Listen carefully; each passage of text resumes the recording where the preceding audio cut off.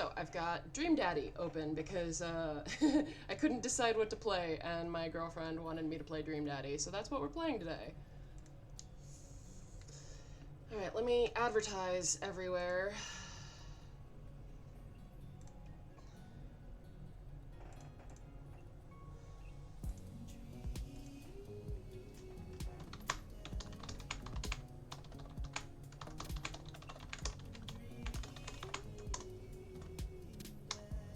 Let me see if I can open up my own. I need to get my link. Alright, let's tell everyone that we're playing. Boop. Boop.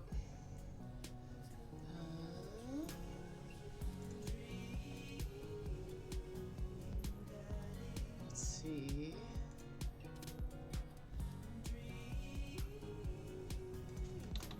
Anybody wanna play Dream Daddy with me? LMAO. Okay, that didn't work.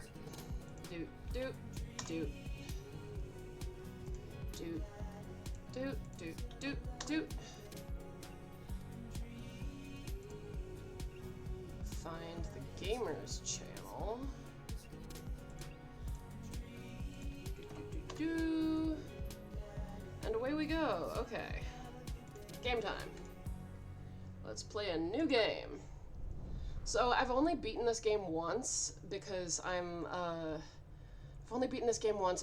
particularly not good at visual novels. Zzz, zzz, zzz. Dad. Zzz. Dad, wake up. Wake up, pretend to be dead, 5 more minutes. Let's wake up. I finally open my eyes and sit up. I'm lying in the middle of the living room, spooning a moving box. I yawn and stretch. Morning, Manda Panda. Dad. Yikes. Dad breath. Go brush your teeth.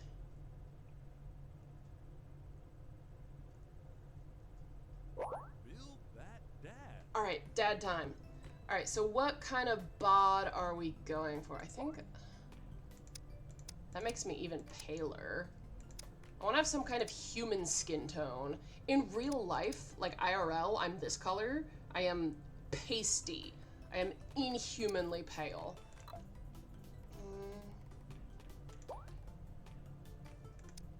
Ooh. Oh, this is Danny hair. Let's go with the salmon red. Because if you've seen the... Well, you haven't seen my model yet, but... Okay, what kind of eyes? Hooded eyes. Oop. Noses. What kind of nose does our dad? Ooh. Greek, Roman, Greek, Roman, Greek, Roman, Greek, Greek. Hello, Pia Potato Peon and Hime. Yeah, the no ad things are a monthly subscription, so. I kind of cheese mouth. Lip gloss. Oh, the man lipstick from Friends. Definitely need to change the eyebrows to red. Ooh. Oh, the Danny brows. Does it say Danny? It does say Danny hair. And it does say Danny brows, but I need the cut. I need the cut in the eyebrow. I need to give myself a... Well, look at the wizard brows. Ooh. Hang on a second. What if... Is there any wilder hair? No. There's no wizard hair. I would make him a wizard if I could. I understood both my brother's reference and Hime's reference because I'm the overlap between those two ridiculous things. Facial hair, French fork, full beard, handlebar.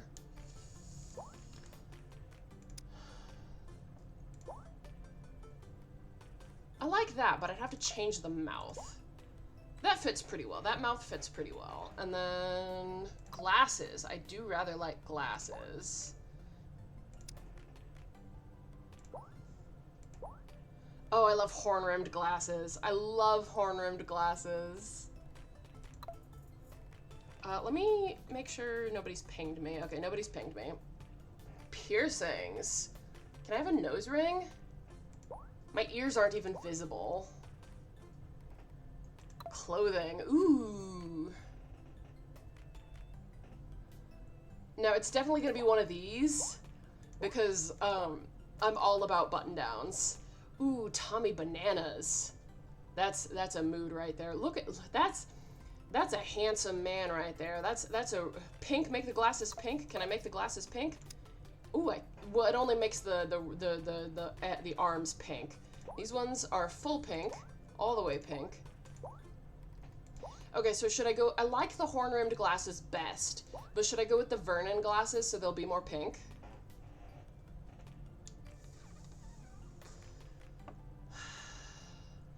Maybe I'll give him a lip piercing. Ooh, snake bites? What? The nose stud is kind of nice. Horn rim, alright. Horn rim. Do we like the piercing? Do we like snake? I kind of like the piercing. It's nice. It's a good touch. Name that, Dad. Hagen Dazs. Oh wait, snake bites? Alright, we'll go with snake bites. Name that, Dad. Hagen Dazs. Am I spelling that right?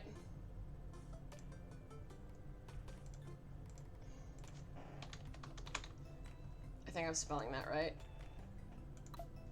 Name that. Yeah, I'm be that dad.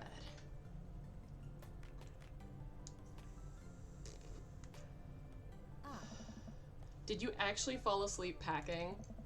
I got most of it done, I think. Searching around the room, it looks like I did a pretty good job. Every box is sealed except for one. Wait, straggler? What's in it? Looking into the box, I see a bunch of old photos in little photo albums. Whoa, I haven't seen these in years. I pull out one of the dusty albums from the top of the pile and we begin looking through it. Aw, look at my baby. That's the coolest baby I've ever seen.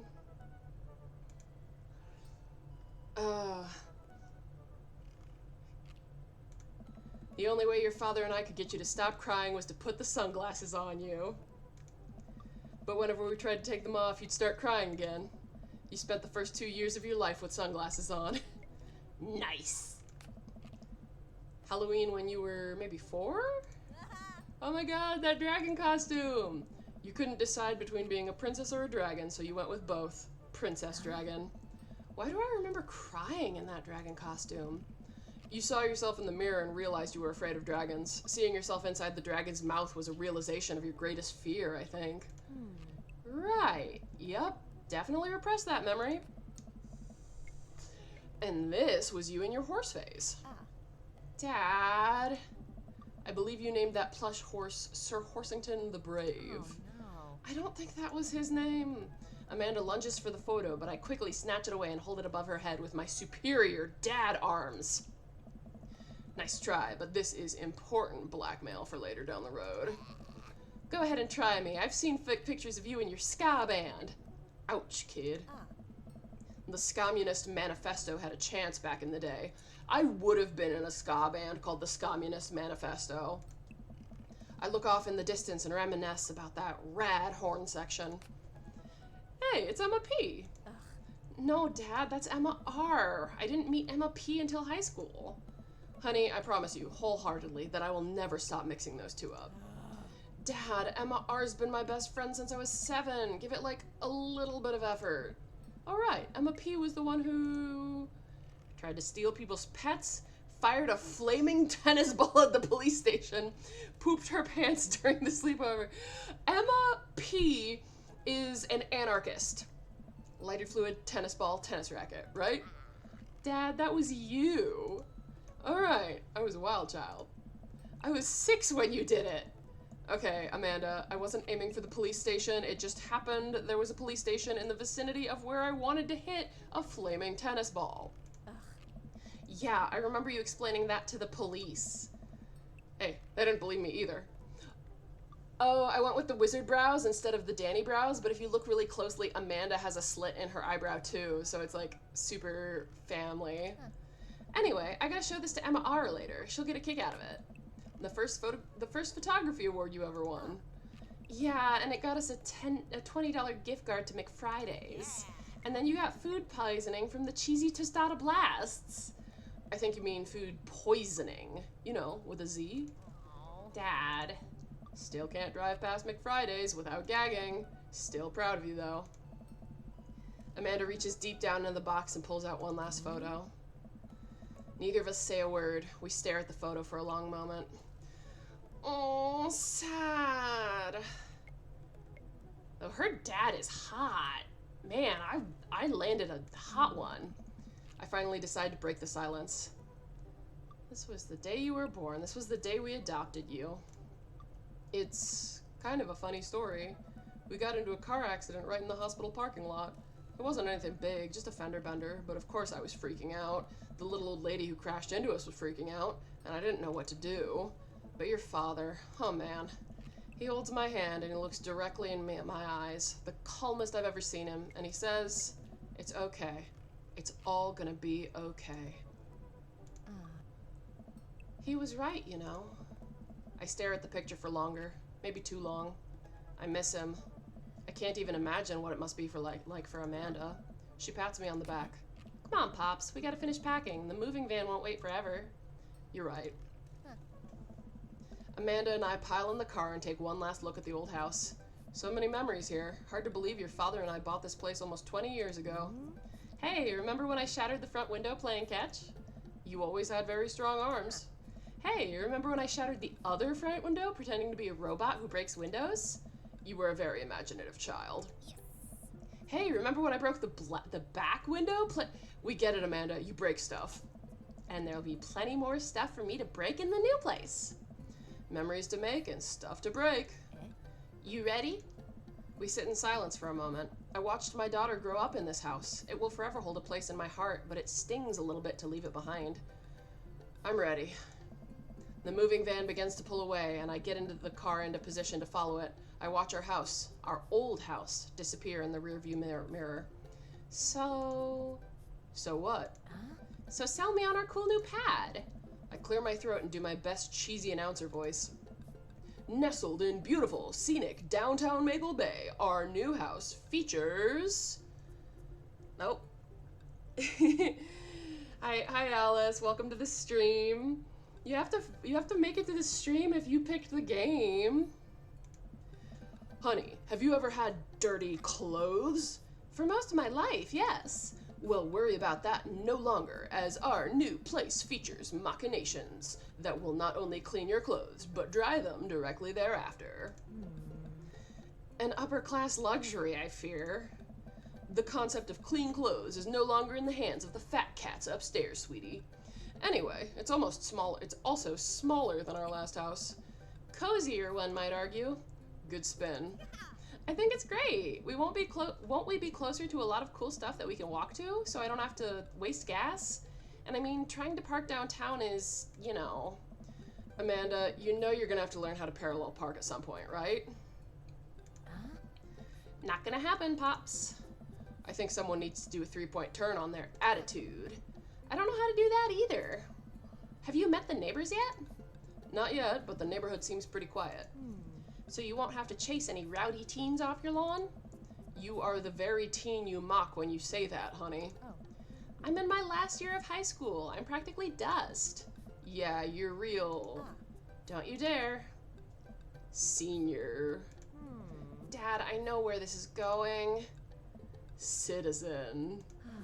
I'm just gonna ignore that. But I won't forget it. So what's item number 1 on the new house agenda? Well, first, we'll need to forge a path through the solid wall of boxes that's blocking the living room. I still have to install the washer and dryer. We need to go grocery shopping. Pops, cool your jets. You have to promise me that you're gonna take a break and explore the neighborhood. Okay, you're right. We'll get some work done and then check the area out.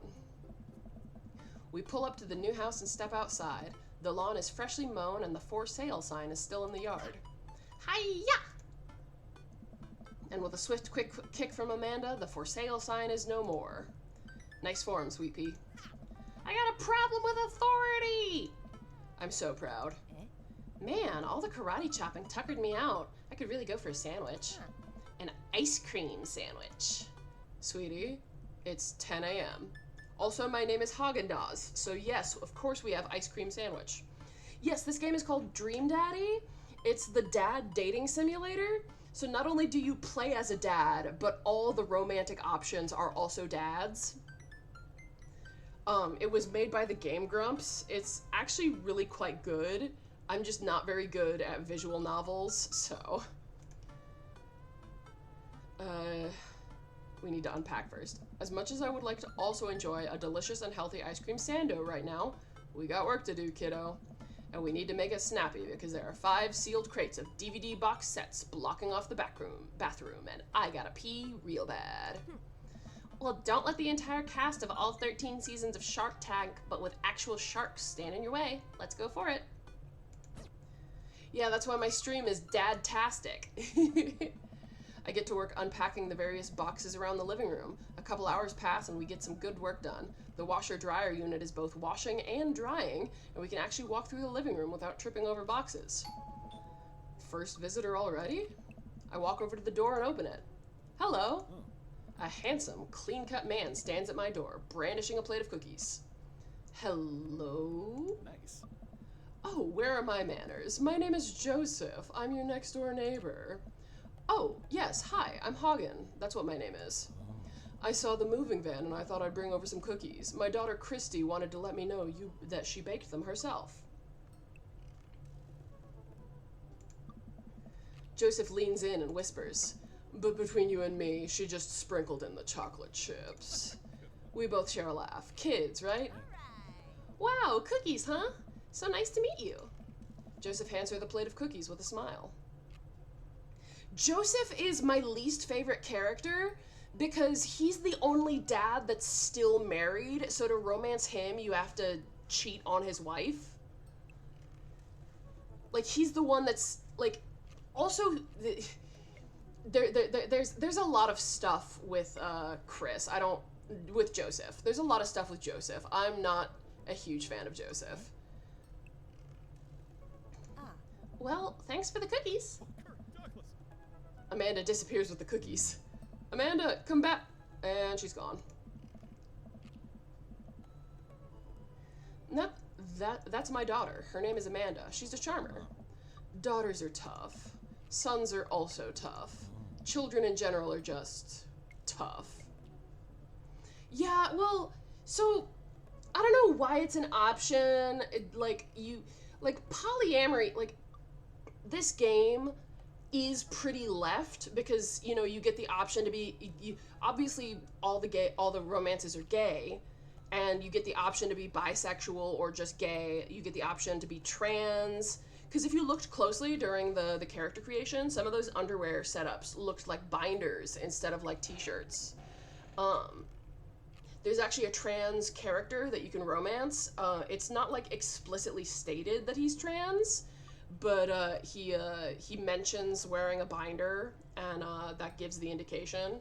Yeah, I don't like Joseph. I don't like the cheating element. There's also like a whole bunch of there's like a secret cult background. He's the religious one, so he's like secretly a cultist or something. I don't remember if they added that in the DLC. If we want, we could explore that, but I'm not romancing Joseph this time. I know exactly who I'm going after.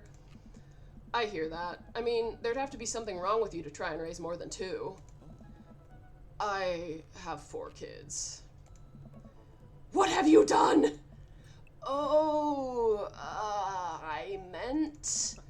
Don't worry, you didn't mean to be rude. Oh no, this is the first neighbor I've met, and my social life is already in a tailspin. Tailspin. I wonder if it's too late to move again? Yeah, okay. Ah, Ozzy Octopus, welcome! Well, we just started. I'm playing Dream Daddy. I literally just started. My character's name is Haagen-Dazs because I went to the ice cream parlor today and it's on my mind. Is the missus around? Mr. actually, and no, not anymore. He died. Oh, I'm sorry for your loss. Yes, it's dad time. We are romancing dads. We have met our first romanceable dad, Joseph, and I have informed everyone that in order to romance him, he's still married. He's still married. So he's the one that you have to do cheating with, and that's why we are not romancing Joseph unless, Tailspoon. No, it's all right. Wow, this is uncomfortable. We stand there quietly for a moment, acutely aware of how awkward we both made things. I'm sorry, can you close the door real quick? I look at Joseph quizzically, but will comply. After a second, I hear a knock on the door. Opening it, I see Joseph standing there with a huge smile. Hey, I'm your new neighbor, Joseph. I promise not to talk about your dead spouse this time. I'm throwing a barbecue for the cul-de-sac, and I'd love you to come by and meet the rest of the neighbors in our community. What do you say, pal? Chateau Dilf! Chateau Dilf, that is so good. I should use that if I stream Dream Daddy again, which might happen if we decide to do a Joseph run to see if they added, because I know there was a lot of talk about them adding a secret cult cutscene, but I don't know if they actually added it. That sounds great. My daughter Amanda and I would love to stop by. Also, 4 kids is a perfectly normal amount of children to have. We shake hands to seal the deal. Well, neighbor, I'll see you at 3 p.m. sharp on Saturday. Sure thing, neighbor. Joseph starts walking away, but stops to think for a second and turns around. Hey, in all seriousness, raising a kid on your own can't be easy. If you ever need to talk about stuff, I'm the youth minister at a church down the street. Oh, I don't know, I wouldn't really consider myself a youth. You look pretty young to me, but suit yourself. And with that, Joseph's gone. He seemed nice. Amanda walks back into the living room, crumbs on her face and cookie in hand. That was the smoothest recover I've ever seen. I should be taking notes. Yeah, it was made by the Game Grumps. It's the dad dating simulator. It's all dads. It's just dads all the time. See, you're fitting in great. Where'd those cookies go to? They're gone. I'm sorry. If it makes you feel any better, they weren't very good. So you ate all of them anyway? I guess that makes it break time. Any ideas? Let's get some fresh air. I could use some coffee. Joseph probably wants his plate back. Okay, so each of these will introduce us to a new dad. Let's get some fresh air. I think that is the sporty dad and the bear dad. Some coffee, I think, is the cool dads. And Joseph is obviously that one. So, okay, we're going coffee. Okay, Alice, we're going coffee. We're going coffee. I'm feeling a little sluggish, and coffee seems like the more responsible option than just taking a nap. I'm proud of you. We walk down the street to the Coffee Spoon, a cute little place on the corner. Man, this isn't such a convenient walking distance from our place. I mean, I guess. What's wrong? Why would I go somewhere else and drink coffee on a couch when I could just drink better coffee at home on my own couch and not have to make awkward eye contact with other people? No, you can backseat game. I'm really bad at dating simulators and visual novels, so if you backseat game, that actually helps me. At least when I'm home, some random guy isn't going to come up and sit on the recliner next to me, and I won't feel like a little weird about it because technically he's not sitting at my table, but he is very much within my personal zone. Dad, and what's the etiquette when you have a dirty mug? Is there a bin? Do you go set it up on the counter because you don't know where else to put it? Or do you leave it there and feel your face flush hot with shame as you consider the possibility that there is in fact a bin somewhere just out of sight, and now you're the jerk who just left their mug? Ugh. Dad, are you just afraid to meet new people? Yes, Amanda. We walk inside. I'm actually enjoying this because I'm trying to do a little bit more nuance in the voices. Like, I'm practicing my voice acting. I'm practicing my voice acting. Not only am I practicing putting nuance into the voices, I need to practice being consistent. So I need to remember, Amanda is up here. She's just a little bit higher. She's just a little bit higher. She's not super young, but she's a little bit young. And Hagen is a little bit lower. Hagen is down here. And Joseph, I decided to make him a little bit smooth. Joseph's a little bit smooth. He's a youth pastor. He's charismatic. He's got a smoothness. All right, who are we gonna meet first? The inside of the coffee shop is incredibly warm and inviting. Vinyl records line the walls and patrons lounge around on well-worn-in couches. Some cool tunes spin on a record player next to a little stage.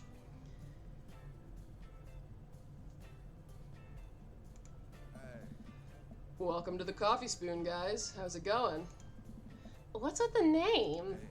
Oh, it's kind of dumb. It gets mentioned in this poem I like, and I thought it was a good idea at the time, and I suppose now it's still a good idea because, like, the business is still running? I know exactly which poem it's from. I know exactly which poem it's from. I know exactly which poem it's from. I have the first line of the poem tattooed on my foot. I know which poem it is. But people ask me that question all the time, and I give them the same answer every time. And now I'm standing here rambling, and I'm sure we're all getting more and more uncomfortable the more I keep talking, but man, we're in it now, and I can't stop.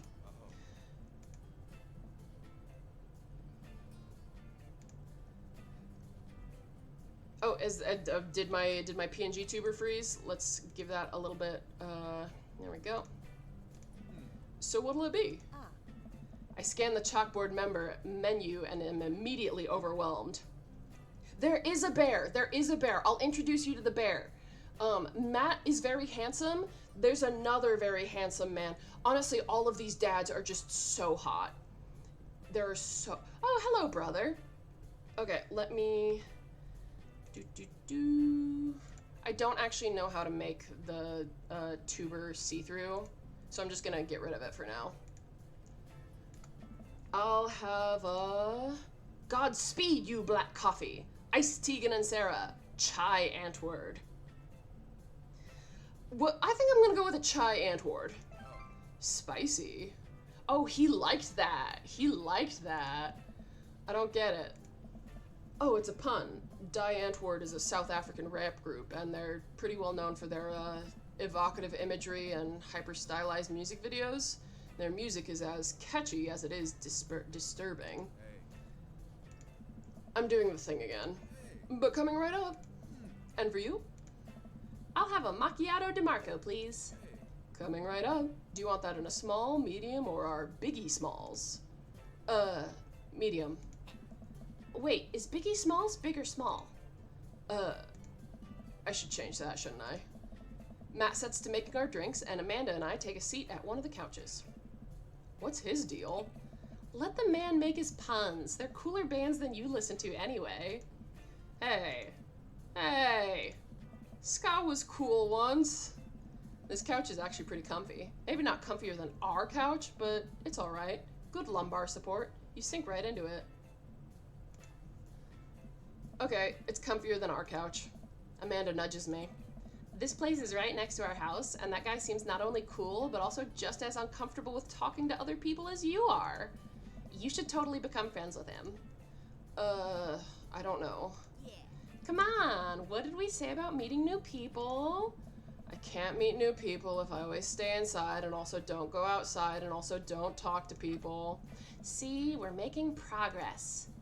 Matt sets our drink down at our table, and I immediately burn the roof of my mouth. Good one. Hi, we're new in the neighborhood. I'm Amanda, and this is my dad, Hagen. Oh, right on. Pleased to meet you both. You ought to come by when my daughter's hanging around the shop. You two might get along. Yeah, I'm sure we'll maybe come in from time to time. Amanda kicks my leg from under the table. I'm sure we'll be in here a lot. You know what? Let me get your guys' opinion on something. Matt goes into the back and comes out with a fresh plate of something that smells amazing. I'm working on a new banana bread recipe, and I need help coming up with a name for it. Amanda is a sweet and adorable girl, and she actually gets along with the other dad's kids really well, and it's really fun. Well, I think we're gonna have to taste test it first, so can we get the full flavor profile of, you know, and really appreciate the flavor sensations of... Amanda nods vigorously. She knows this game. Yeah, we need to give that Nana bread a taste if you want us doing free creative labor. I think that would be commensurate with, I've taught her well. We have trained for this day. I was just gonna give you guys free banana bread anyway. Right, yes, that. Matt serves us each a piece. Amanda and I happily chow down. This is amazing! Thanks. The secret ingredient is bananas. So, any ideas? I'm stumped. Well, I think I might only be able to give you dad band puns, but I'll give it a shot. Banana bread Kennedys, grateful banana bread, right said banana bread. So I know the Grateful Dead, and I know the Dead Kennedys. Banana bread Kennedys or Grateful bread? Bye, Hime. What should we pick this time, y'all? Backseat game for me. Tell me what to do. Kennedys? All right, we'll see. So we'll see if he likes it. You know, like the punk band? Oh, he did like it. I thought you said you only knew dad band puns. I'm a hard dad. That actually has a nice ring to it. Really? Yeah, banana bread Kennedys. Strong decisions. That's art, baby.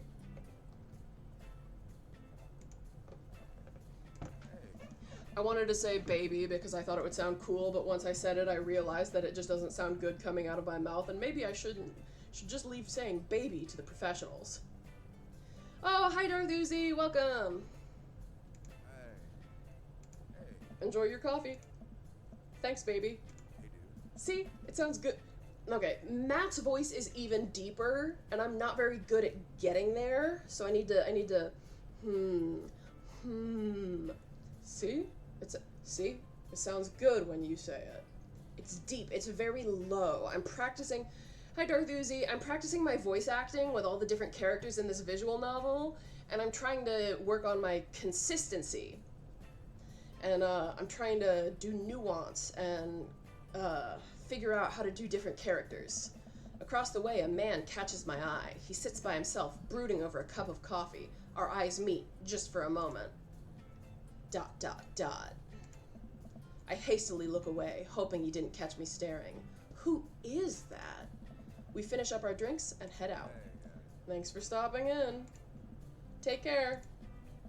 Okay, now that we're full of caffeine, where to? Okay, fresh air. Time to soak up all that vitamin D, make our bones nice and strong. Okay, so that hot guy that you just saw is the edgy one. He's the dad that smokes. Yeah, our skeletons are gonna get so strong they're gonna hop right out of our bodies and crush cars with their bony fingers. Amanda, I already have an irrational fear that my skeleton will one day escape this flesh sack and run amok. Please don't encourage it. Right, sorry. To the park. Alright, so I think we're gonna meet the bear dad here. Amanda and I begin a stroll through the neighborhood. I can't believe how beautiful it is outside. Kids are playing in the street, the flowers are in bloom, and the faint smell of a nearby barbecue drifts through the air. This place is nice. Too nice. I don't trust it. Good eye, honey. You can never be too careful. See that baby in the stroller over there? Government operative. We're on to you, baby. We walk for a while and eventually end up at a small park. Toddlers chase each other through the playground, and dogs of all shapes and sizes romp through the grass. It's pretty crowded, but Amanda spots a nice empty bench. We start to make our way to it when... Heads up! Ow! A frisbee suddenly hits me in the face. Woof! A corgi with a neat plaid handkerchief tied around its neck bounds up to me, wagging its tail.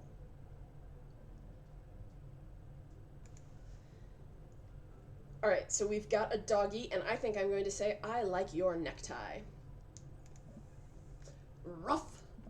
He runs around in a circle and nudges my neck with his nose. Oh god, this is the cutest dog. Impart your wisdom upon me, tiny dog. Woof woof! How did you know? Borf! My god, this dog knows more than he lets on. You definitely should have caught. You definitely could have caught that. Ah, here's the bear. You finally get to meet the bear. A guy in a Hawaiian shirt jogs over and takes the frisbee from me. I like cigars. I used to smoke cigars at the LARP, but I don't go to the LARP anymore, so. Okay, so how do I do his voice? Because Matt's is just about as deep as I can go without it sounding cartoony. But maybe he is cartoony? You know, frisbees are traditionally caught with your hands, not your face. Well, you're traditionally not supposed to aim for... Okay, am I gonna be mean to him, or am I gonna joke?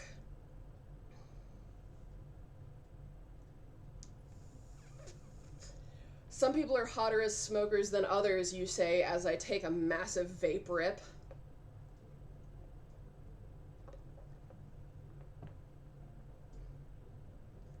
Yeah, I'm feeling catch it with my teeth. You caught me off guard this round. Not again. Not ever again. I'm just messing with you. I'm Brian, by the way. I'm Hagen, and this is my daughter, Amanda. I look over at Amanda only to find her sitting on the ground, rubbing the dog's tummy. Hi. Your dog's cool. Ah, old Maxwell. I'm trying to find Brian's voice. I'm still trying to find Brian's voice. Ah, old Maxwell sure loves the attention. It's great to see another father and daughter out here on such a sunny day. Where's yours?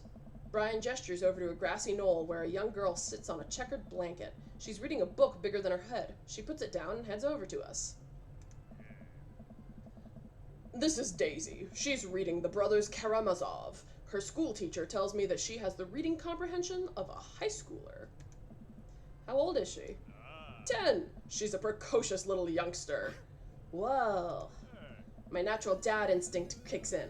I must brag about my child's accomplishments. Oh no, it's happening. Go on, Daisy. Tell him about yourself. That's my girl. Amanda, get in there. Okay.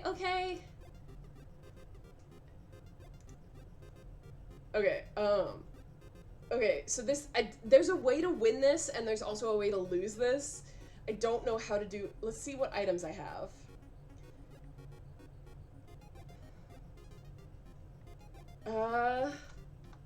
Spelling bee photo. Fumbling through your phone's browser, you managed to pull up a photo of Amanda winning her 10th grade spelling bee. Wow, congratulations, Amanda. Daisy is getting prepped for her annual spelling bee right now. Hopefully this will be her 3rd win in a row. Yikes, you lose 5 HP. Daisy just started a weekly chess club at her elementary school computer lab. She's the president too, of course. Dang, my high school doesn't have a chess club or a computer lab. You lose 10 HP. Ouch. Amanda here just recently won a local photography award. Wow, congratulations. Daisy actually just won a statewide poetry contest. Can't switch daughters. Amanda is your only daughter.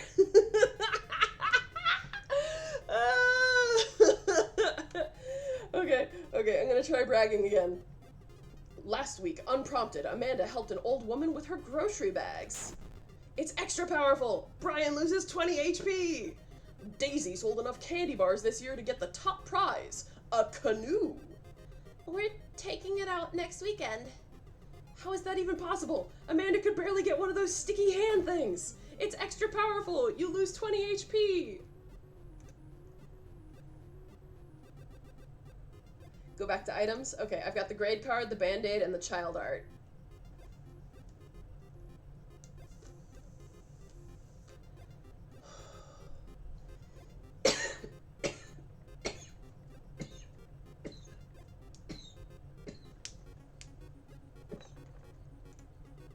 You unfurl your wallet to reveal a tiny copy of a drawing of a cornucopia Amanda did in the 1st grade. Cute! It isn't even very impressive, but Amanda genuinely appreciates your holding on to it.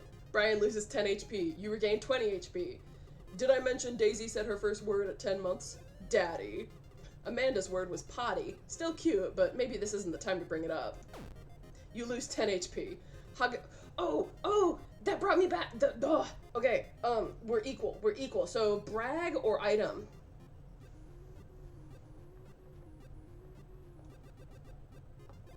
I'm leaning towards brag.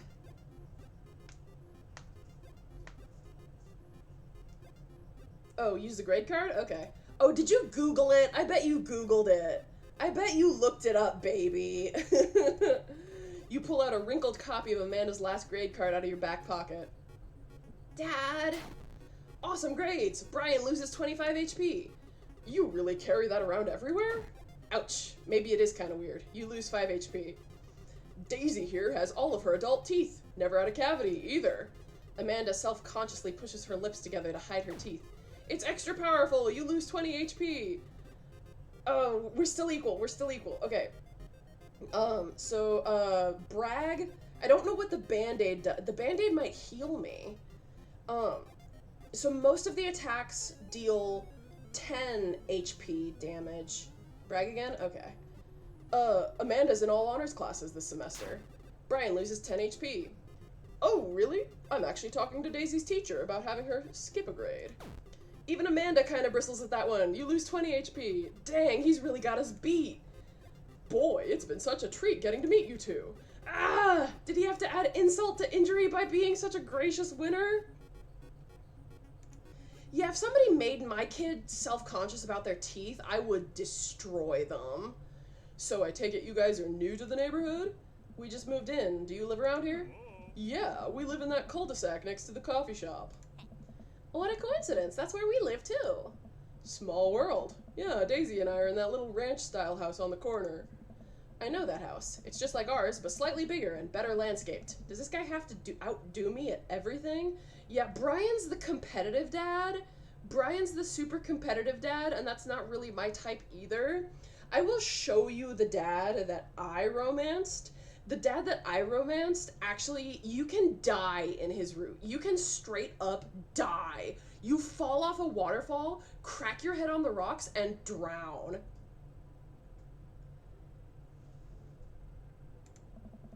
What a lovely place. Well, I don't want to take up any more of your time. Really nice meeting you guys. You'll have to stop by at some point.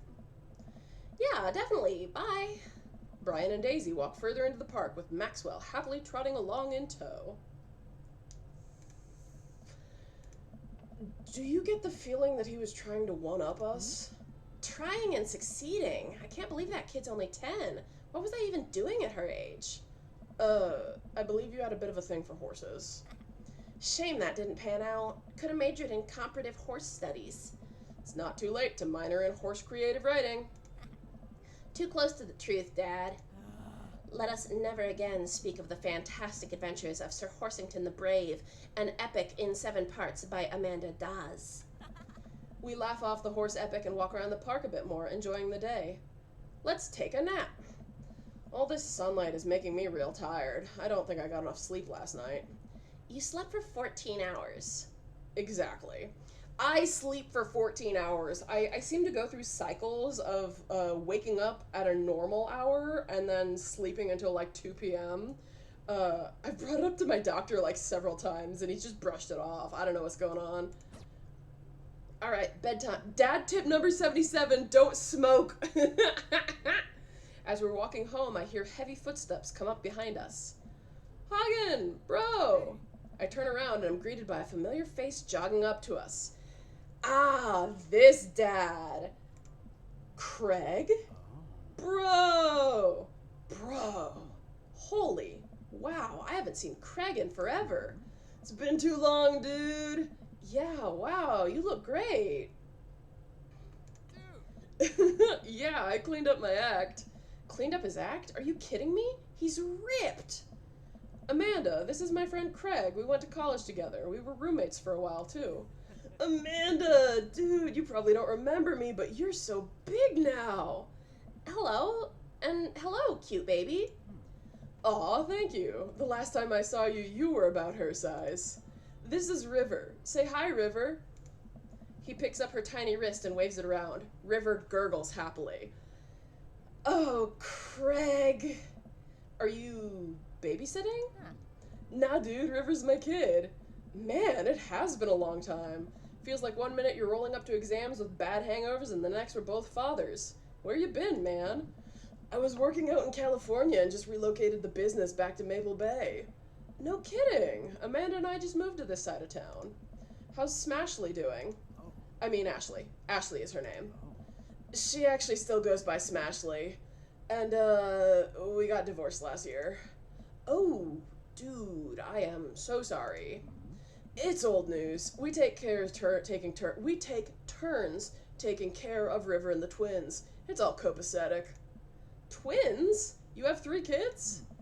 Ain't life something, bro? Right? Oh, this is my favorite part. They have different face animations. Like, you see how they blink? But look at River. Look at River. She's blowing spit bubbles.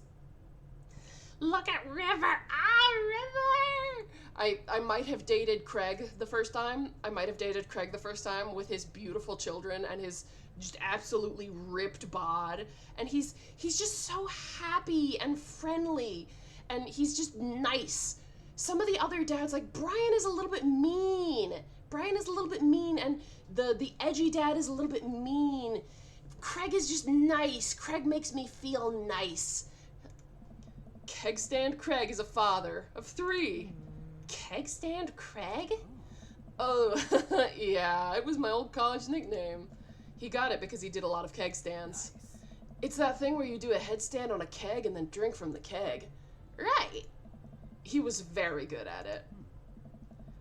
Bro, I hate to be that guy, but I'm in the middle of my daily jog and I really gotta keep up my heart rate. Brought River along, for resistance training. You jog daily? I jog yearly. On January 1st, when I promised myself that I'm gonna jog daily for the rest of the year, but give up after 30 minutes and just walk home. Well, it's never too late to get back into it, dude. You should join me sometime. I don't know. Come on, it'd be fun. We could grab breakfast afterwards, catch up. You could do a bro brunch like the good old days. All right, sure. Sounds great.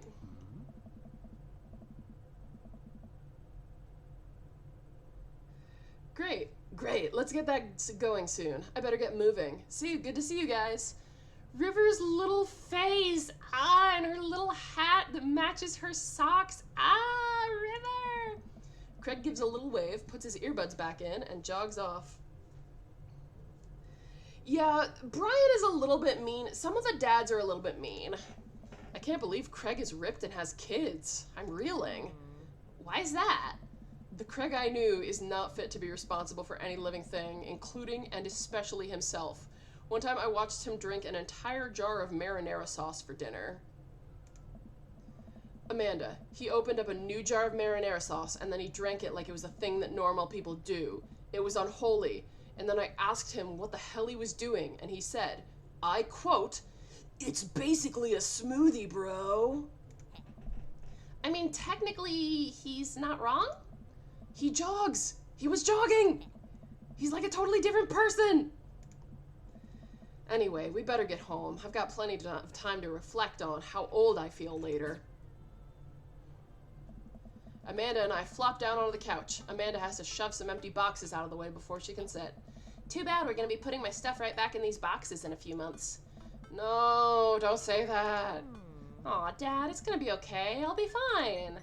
I know. It's just, you're my little girl. It's going to be weird not having you around. I'll come visit, and I'll text you every day, and I'll take lots of pictures. I mean, obviously, I'm a photography major. You promise? Of course. Are you going to be okay by your lonesome? Oh, come on. I'll be fine. I'll get a dog or something. A dog? Forget art school. I'll stay for the dog. Is that what it's going to take? Medium-sized dog, handkerchief around the neck. I get to name it. That's what it'll cost for me to give up on my dreams. I'm a woman of simple wants and needs. Well, a dog is a lot cheaper than college. Amanda laughs. Suddenly, a pile of envelopes slide through the mail slot. Speaking of college... Amanda darts over to the envelopes and shuffles through them. She pulls one out and throws the rest back on the floor. This is from McGowan College of Arts and Design. Open it. But I'm scared. It's just an envelope. Yeah, it's just like my entire future. Not a big deal. She takes a deep breath and rips the letter open with her teeth. We have a letter opener, but okay. I hold my breath while Amanda's eyes dart back and forth, scanning the letter. What does it say? The admission committee has reviewed your application, blah, blah, blah. Her face drops. Regret to inform you that we are unable to offer you admission to the McGowan College of Arts and Design. Amanda throws the letter on the coffee table. Oh, sweetie. It's okay. I kind of saw it coming. I knew I shouldn't have put that experimental stuff in my portfolio. Their admissions officer told me they just want to see portraits or whatever. I pull Amanda in for a big hug. You're an amazing photographer. I know how much work you put into your portfolio. Some other school is going to want to snatch you up for sure. Huh? Yeah, I know. It's fine. Are you actually fine, or are you just saying that?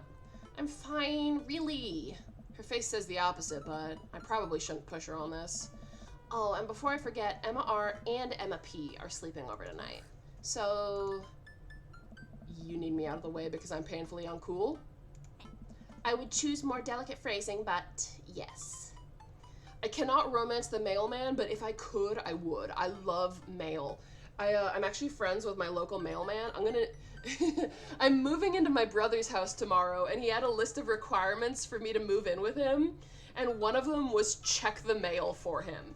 He is so bad at checking his mail that the mail office put a cease and desist on his house because he wouldn't pick up his mail. Well, I'll have you know that I conveniently already have plans for tonight, so you'll have the place to yourself. Yeah? What are your plans? Quick, think of plans! I am secretly the mayor of this town. Gotta attend the union meeting. I'm going clubbing. Well, I'm a union member. I'm going with the union member.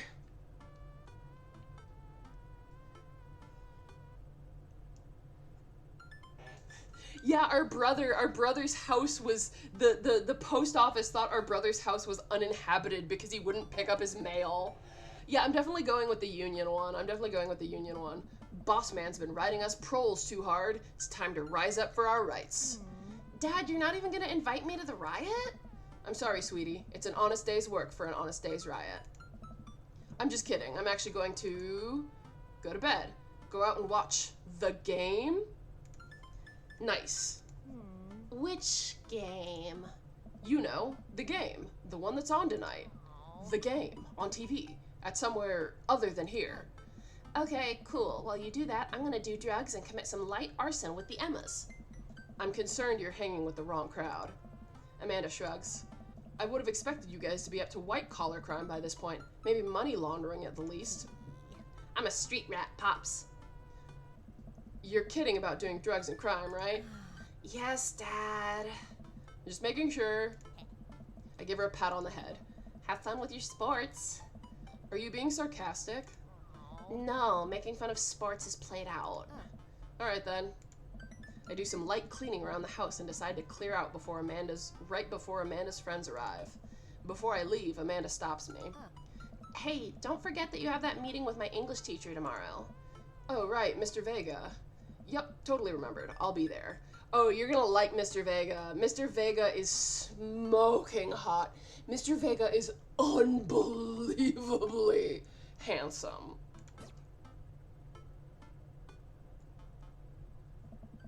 Wow, I guess I really didn't think this plan through. I'm not entirely sure where the closest bar is, and Amanda still hasn't shown me how to use the GPS on my phone, so I'm just gonna pick a direction and walk in it.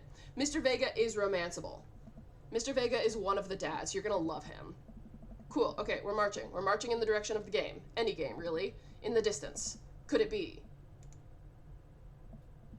A big, burned-out neon sign hangs above a tiny dive bar. Jim and Kim's, huh? Alright, it'll do. The bar is small and dimly lit. The crack of pool balls sound in the back as patrons laugh and joke. A string of multicolored Christmas lights hover above the bartender. I can't tell if he's Jim or Kim. I pull up a seat at the bar. What'll it be? There's nobody as bearish as Brian, but there are some beefy dads, like... Oh, there is a boarhead, you're right. 1 beer, please. Sure thing, boss. The bartender slides me an ice-cold beer, and I take a sip and enjoy the refreshing taste. Say, are you Jim or Kim? I'm Neil. Oh. I awkwardly turn my attention to the game, which is playing on one of the TVs on the wall. As luck would have it, my team of preference is not only playing, but is currently in the lead, which is always a good thing. The brightly colored mascot, which is some kind of animal, does cartwheels. I silently cheer on my favorite team, hoping that I don't get into any confrontational arguments with a fan of the opposing team. Several people in this bar are wearing the distinctive colors of the team I dislike, although I believe from their demeanor that, like me, their passion for the team is all in good fun.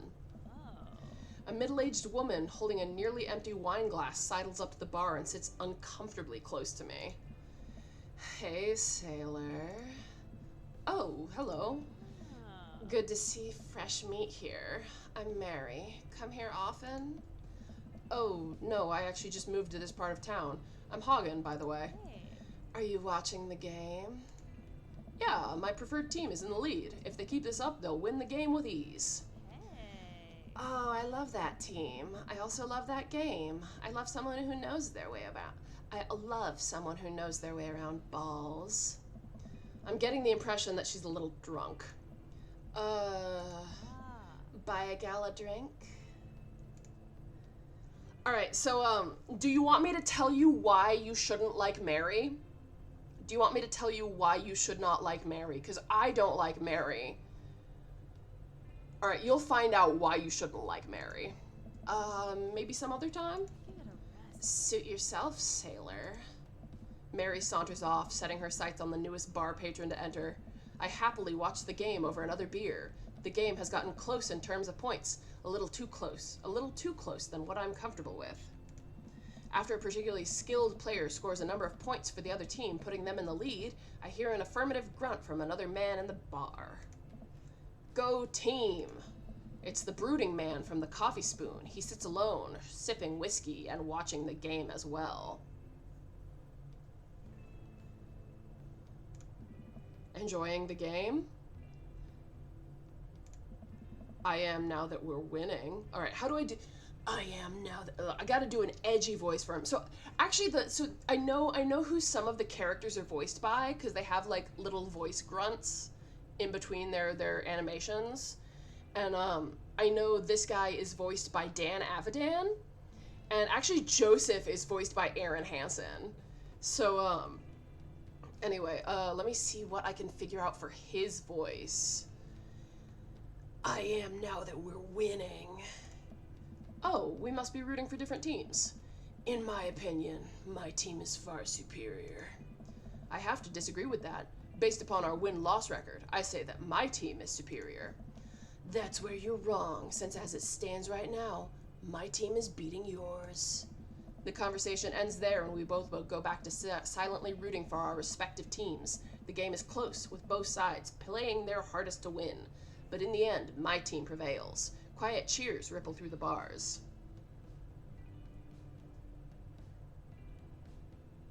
Yeah, I'm choosing ones that are pretty easy. Right now. Honestly, the thing that's fucking up my vocal cords the most is how much I'm smoking. I joke, I kid. It's not that bad.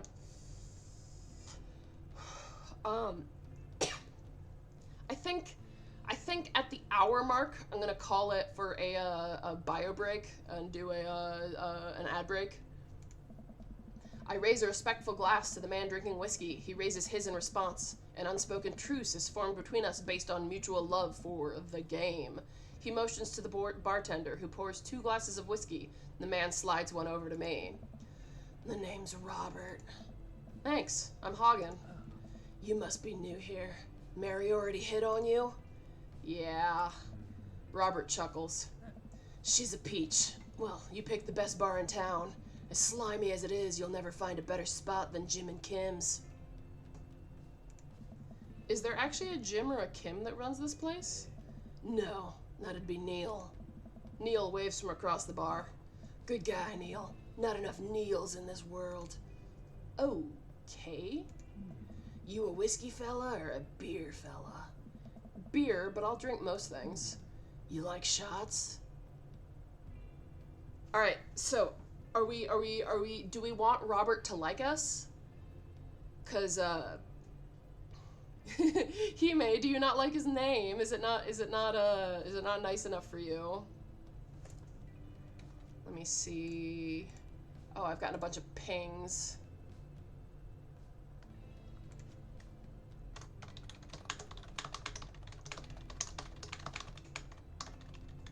LMAO, somebody on Discord, so you know how Discord shows what you're playing? It shows I'm playing Dream Daddy, so my friend saw that I was playing Dream Daddy and was like, what are you playing?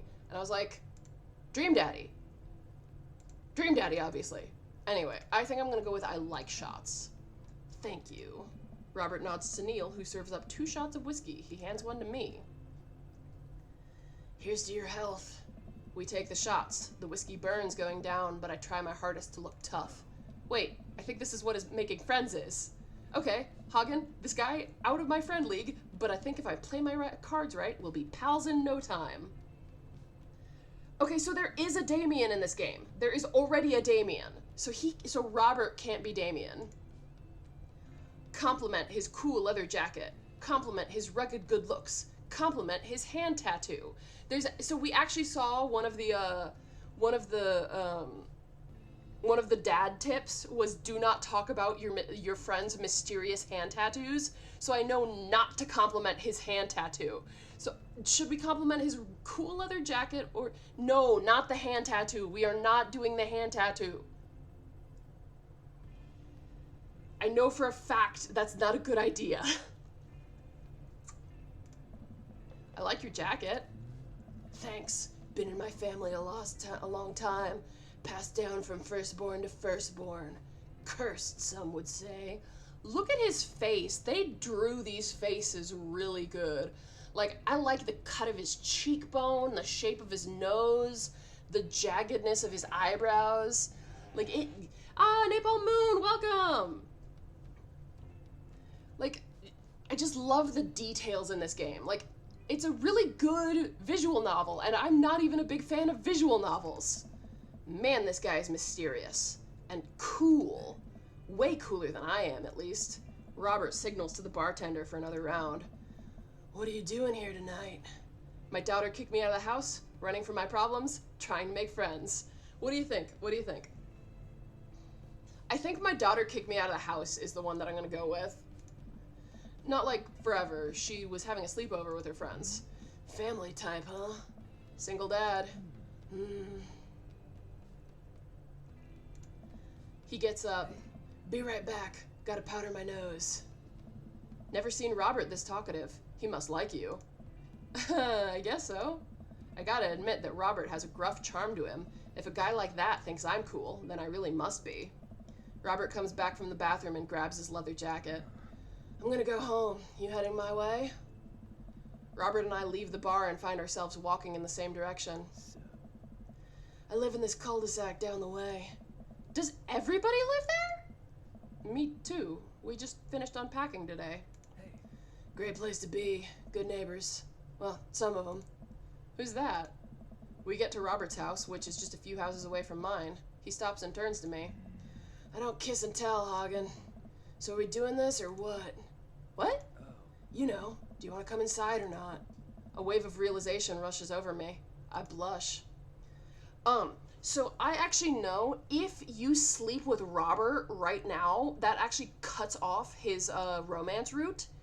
Like if you sleep with him at this moment, he cuts off your romance route immediately. So you've got to say no if you want him to be an option. So we're gonna say no. I'd better call it a night. Catch you around? Sure. I head home, head buzzing with whiskey. What did he mean? Are we gonna do this or not? I plop down on the couch and I'm asleep before I get the chance to take my shoes off. I wake up early to a text from an unknown number. Rise and shine, early bird. Still want to work out? This is Craig, by the way. Holy crap, it's 6 a.m.? Who does 6 a.m. anymore? Without realizing it, I drift back to sleep. Whoops, must have winked back out. I check my phone again. Hey bud, still want to get your swole on? I'm ready to tear up the track. Hit me up. God, the last thing I want to do right now is work out. But it is Craig. I do want to catch up. Let's go to the gym!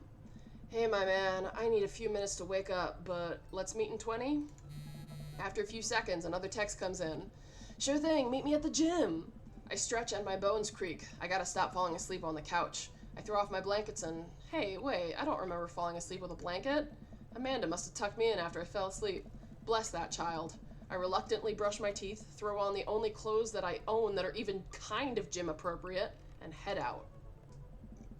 The neighborhood is quiet and serene this early in the morning. Birds cheep, chit, chit, chit, chit, chit, chit, chit. It's an ADHD day. The stutter is definitely kicking in. Birds chirp and the grass is still wet with dew. Surprisingly, the gym is pretty crowded. I spot... Oh, thanks for the follow! I spot Craig standing out front, stretching. Of course, he spots me and waves enthusiastically. Hey bro, good morning! Hi, Soft Whiskers! Yes, I was gonna call a bio break, but Craig! Alright, let me see if I can do that ad break. Ad break. Stream manager... Ad break.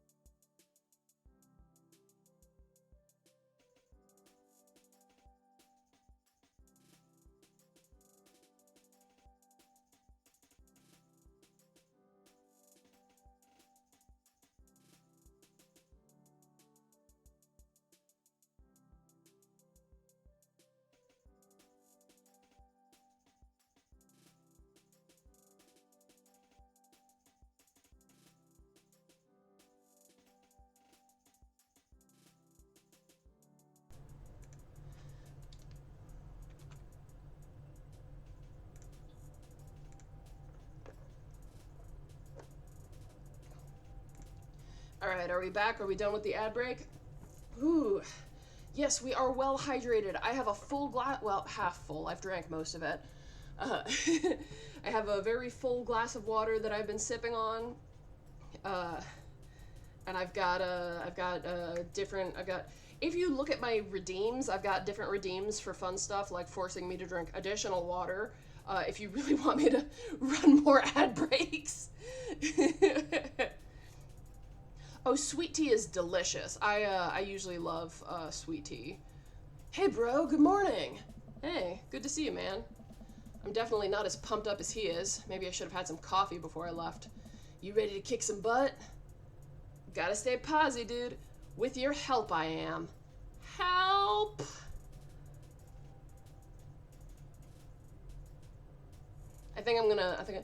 I get the feeling this is gonna be less of me kicking butt and more the gym kicking my butt.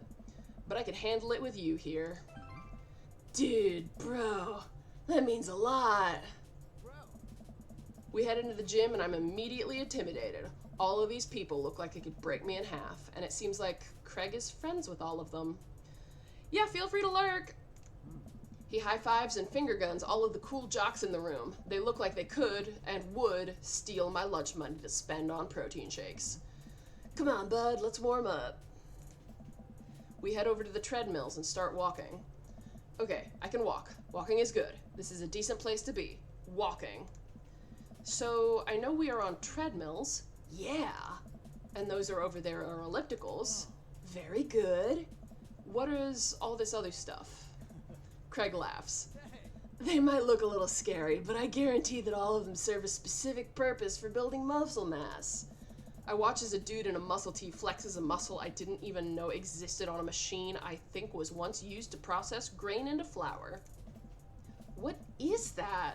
Why is that guy doing that to himself? That's a good question, bro. What do you think he's doing? Training to crush people's skulls with his size. Using a medieval torture device. Praying to some sort of pain god. Alright, I'll let y'all decide. I gotta unbutton this. I am developing very sudden sensory issues with an article of clothing I am wearing, so it is coming off right now.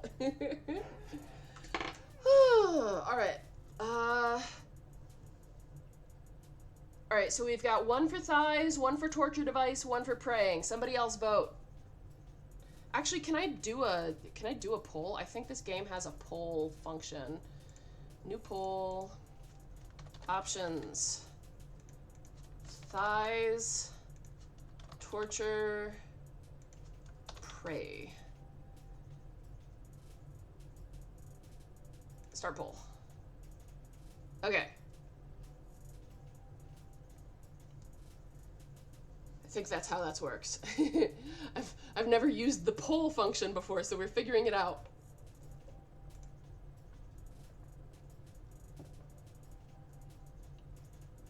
We are still at a tie. We have 7 viewers. Please, please, another viewer, pick one.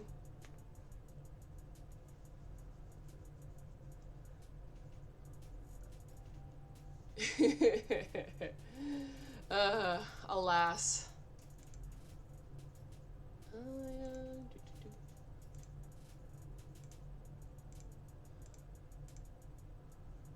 The poll is almost over. We need one more vote. We need one more vote.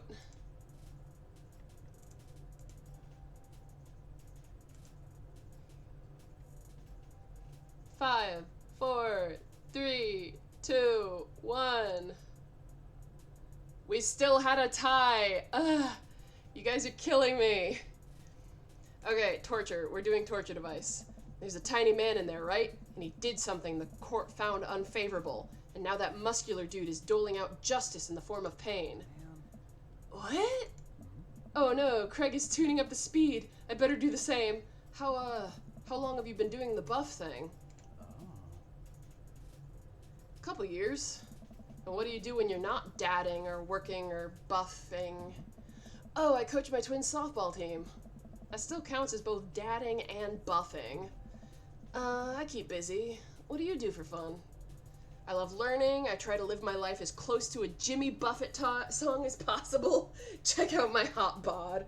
I'm gonna do a Jimmy Buffett song. The goal is to live with as few worries as I can muster. The lost shaker of salt was a metaphor.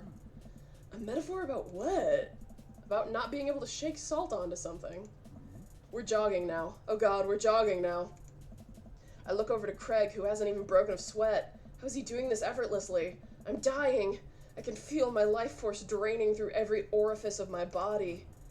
Hey, remember when my fish died in college? No, I don't like this story. Oh my god, is he really bumping up the speed again? I guess I better do it too. Oh, this is fast. This is very fast. And we were at that party, and you vowed to make me feel better? You tell me to create a distraction, so of course I do a sick keg stand and get everyone cheering. And then I try to steal a fish from a fish tank at the party with my bare hands like an idiot. And then you drop the fish and it's flopping around and you panic. So you run up to me post-keg stand with a dying, dirty fish in your hands that you scooped off the ground, and you're yelling at me that we have to leave. So we're running out of a frat party with a fish and trying to give it mouth-to-mouth resuscitation, and we get him home and get him into a bowl of water, but the prognosis was grim. And then the next day he's alive and well.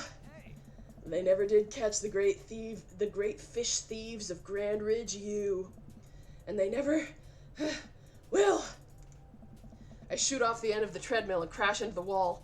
Jesus, that hurts. Dude, bro, are you okay? Craig offers me a hand and looks me over for injuries. I'm fantastic. I managed to stand up and rub my back. Doesn't hurt now, but I'm sure it will later. You don't have to push yourself like that. Always know your limits. Ah, Pokebro, welcome to the channel. I'm playing Dream Daddy because I'm very tired and this is so this is easy to play. Yes, welcome. Welcome to the dating sim. This is Dream Daddy. It was made by the Game Grumps.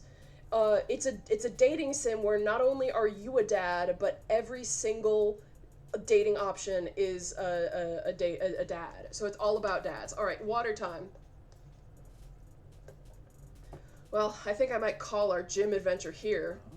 You sure? Yeah. Alright, well, here, I brought you this. Craig hands me a shaker bottle full of thick green liquid. I stare at it with what must be apparent distaste. It's a protein shake, bro. Oh, 5 push-ups. I will definitely have to do those 5 push-ups. I will. Let me mark that down. Let me get a sticky note. And if you guys decide to start spamming the push-ups thing, I'll keep track of them. Alright, here's a pen. Okay, that's 5 more push-ups. Oh, thank you for the follow. He wants me to drink it. Oh boy, here goes. I take a small sip. It's actually delicious. I have to mark down the push-ups while also... Wow, this is really good. More push-ups. And good for you. It's my special recipe. I'm pretty proud of it. Let me know if you ever want to work out again. Maybe we can try running around the neighborhood if treadmills aren't your speed. No pun intended, bro. Good one. Well, I'm gonna go put some ice on this everything. I'll see you around.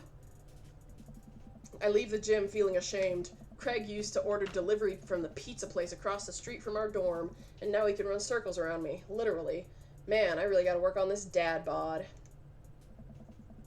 I get home and lie down on the couch. It hurts to move. Oh god, I'm so old. Oh no, I must have fallen asleep. What time is it?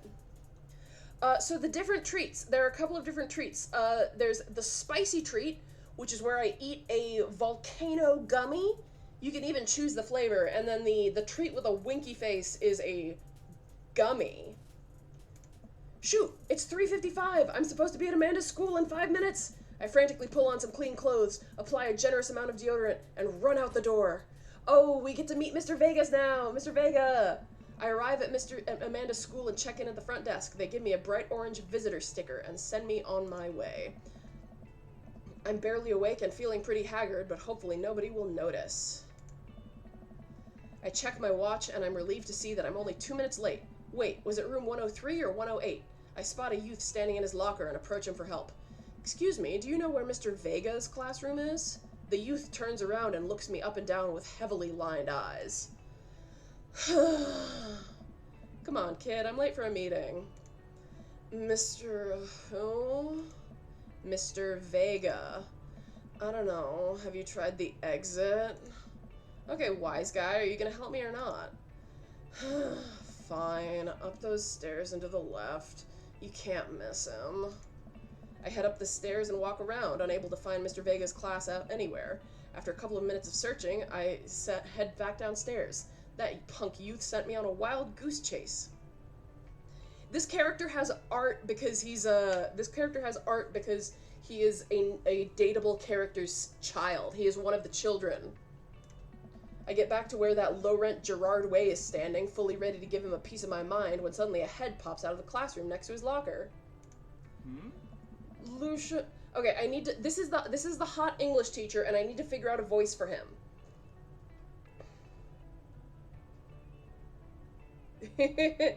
Well, fun fact, I have ungodly tolerance, so 3 probably isn't even gonna take me out.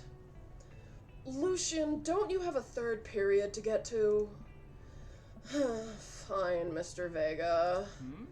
Wow! Now I'm officially 10 minutes late. I glare at him as he walks away. We're not cool. You must be Hagen. This period's almost over. Would you mind waiting in the back? Oh. Mr. Vega leads me in, and I take a seat at one of the comically small students' desks in the back. I might get stuck in this.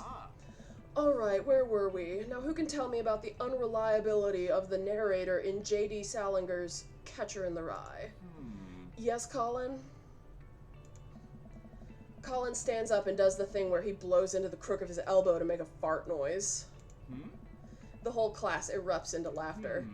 Alright, everybody. Very funny, Colin. Please sit down. Now, Holden Caulfield is an unreliable narrator in the sense that the bell for the end of period rings. All of the students immediately get up and make a break for the door. Remember to do the reading and answer the response questions on page 194 in your textbook. Nobody's listening. They assigned us Catcher in the Rye, but I did not read it. They assigned us a great many books, but they could not make me read a single book. I was so bad at reading books that they assigned. I never did it. They couldn't make me. Or not, I guess. Mr. Vega turns to me and sighs. Oh. Middle schoolers, right? Don't you teach high schoolers? Eh. Both. You know, budget cuts. Right. Oh. Thanks so much for coming in. No problem, Mr. Vega. Ah. Please, call me Hugo. Eh. I don't normally do these impromptu parent-teacher meetings, but as I'm sure you know, Amanda's a very bright student, and I'm concerned about her recent behavior. What's going on? Amanda has never been the most engaged student, but I know she cares. Recently, though, she's been falling behind. She's not completing assignments and has been doing rather poorly on tests. I'd normally chalk this up to senioritis, but this is strange. I thought Amanda always shared everything with me. It hadn't even crossed my mind that something might be wrong. I just wanted to ask, is everything okay at home? I'm gonna tell him the truth. I'm just gonna tell him the truth. We just moved.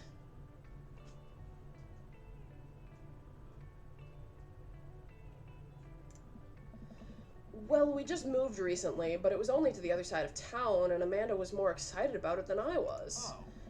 See if you can talk to her about it. I know she values a great deal and would appreciate your guidance. If she keeps heading down this road, No. I know how important art school is to her, and I would hate to see her miss out on scholarship money that she very clearly deserves. I'll make sure to talk to Amanda. Thanks for letting me know, Hugo. Anytime. On my way out, as I stop, thinking for a moment, I turn to Hugo. Hey, Hugo? Ah. Yes? They ever catch that rye? Ah. Yes.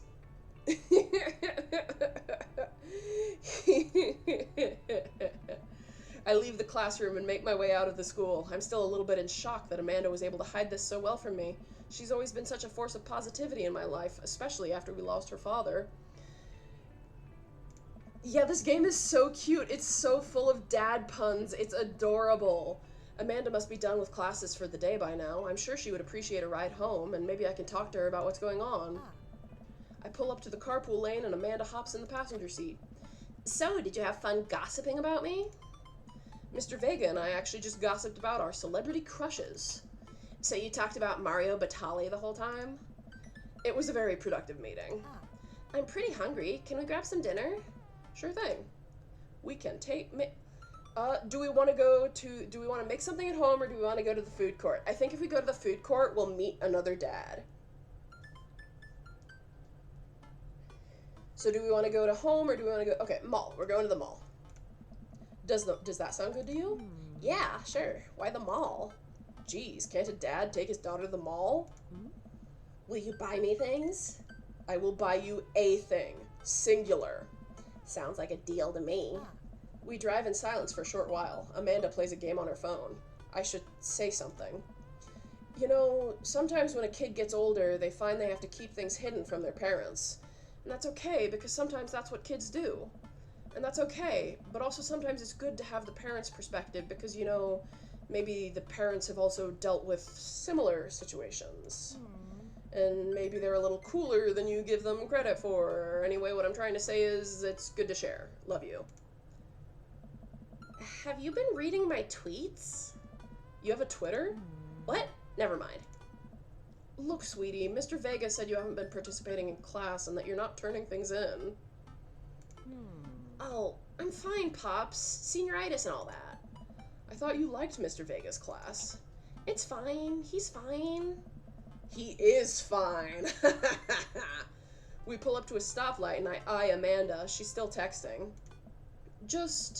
I want you to know that you can talk to me about anything. Uh-huh. I can tell that whatever it is, she doesn't want me knowing about it. That's frustrating. I heard Emma R is going to that fancy art school in California. That's exciting. Yep. Are you bummed that you guys aren't going to the same school? Yep. Amanda keeps texting. She stifles a laugh. What's so funny? I don't think you get it. Okay. Who you texting? Oh. Noah, Who's Noah? my friend. Does he go to your school? Yep. Do you like Noah? What? No! Dad! Ugh. I can't believe you would. Oh. Dad. I mean, jeez. Why would you. Ugh. Gross. Sorry, just asking. Dad, he's just my friend. Guys and girls can be friends. He's my friend. Okay. Jeez. This is going well.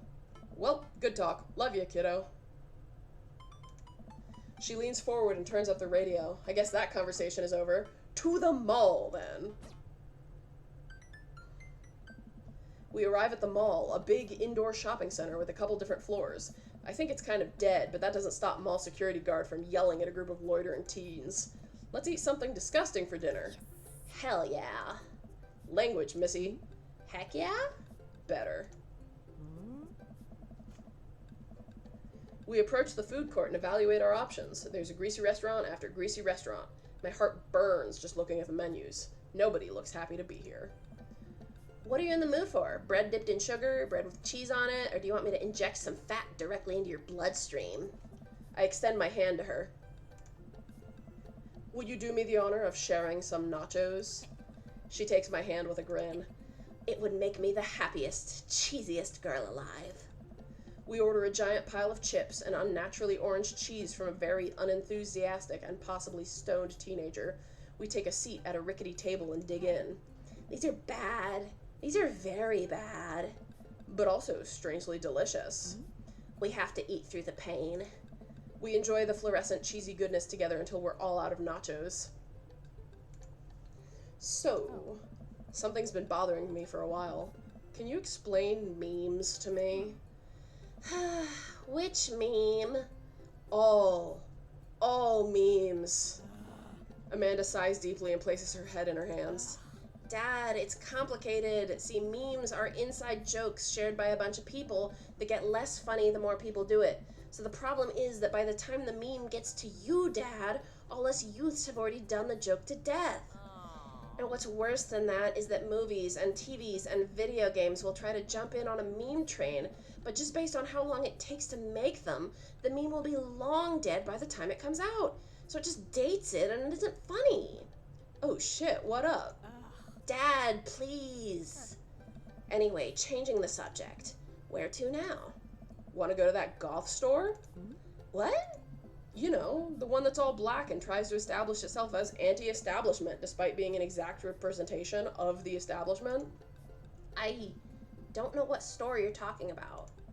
You know, the one where you can buy chain wallets and it's basically an assault on what people fought so hard against in the punk and hardcore movements of the 70s and 80s. Dude, you gotta be more specific. The one you threw up in that one time. Oh, that one. Amanda runs into the store with me trailing behind her. She makes a beeline for the back. There it is! You can still see the outline, kinda. I'm so proud? Speech! Amanda. Speech! Speech! Speech! Speech! Alright, I'll do it if you stop chanting! Amanda stops immediately. I clear my throat.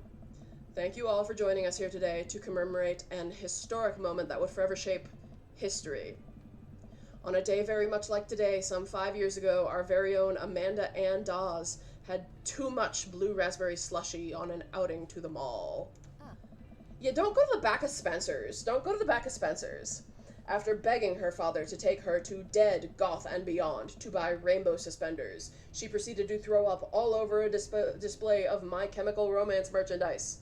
Her loving father had to pay for said merchandise, which to this day remains among our possessions. Thank you. Amanda is moved. She begins clapping, slow at first, and then faster and more vigorously. Several other patrons turn their heads. One of them also starts clapping. I bow my head. Oh hey, chain wallets. While Amanda busies herself looking at band t-shirts, I try to find something of interest to myself. Not much for a dad to look at in Dead, Goth, and Beyond. Peruse the band t-shirts, look at ironic mugs, look in the clearance bin for hot deals. Yeah, the back of Hot Topic is just whatever. The back of Spencer's,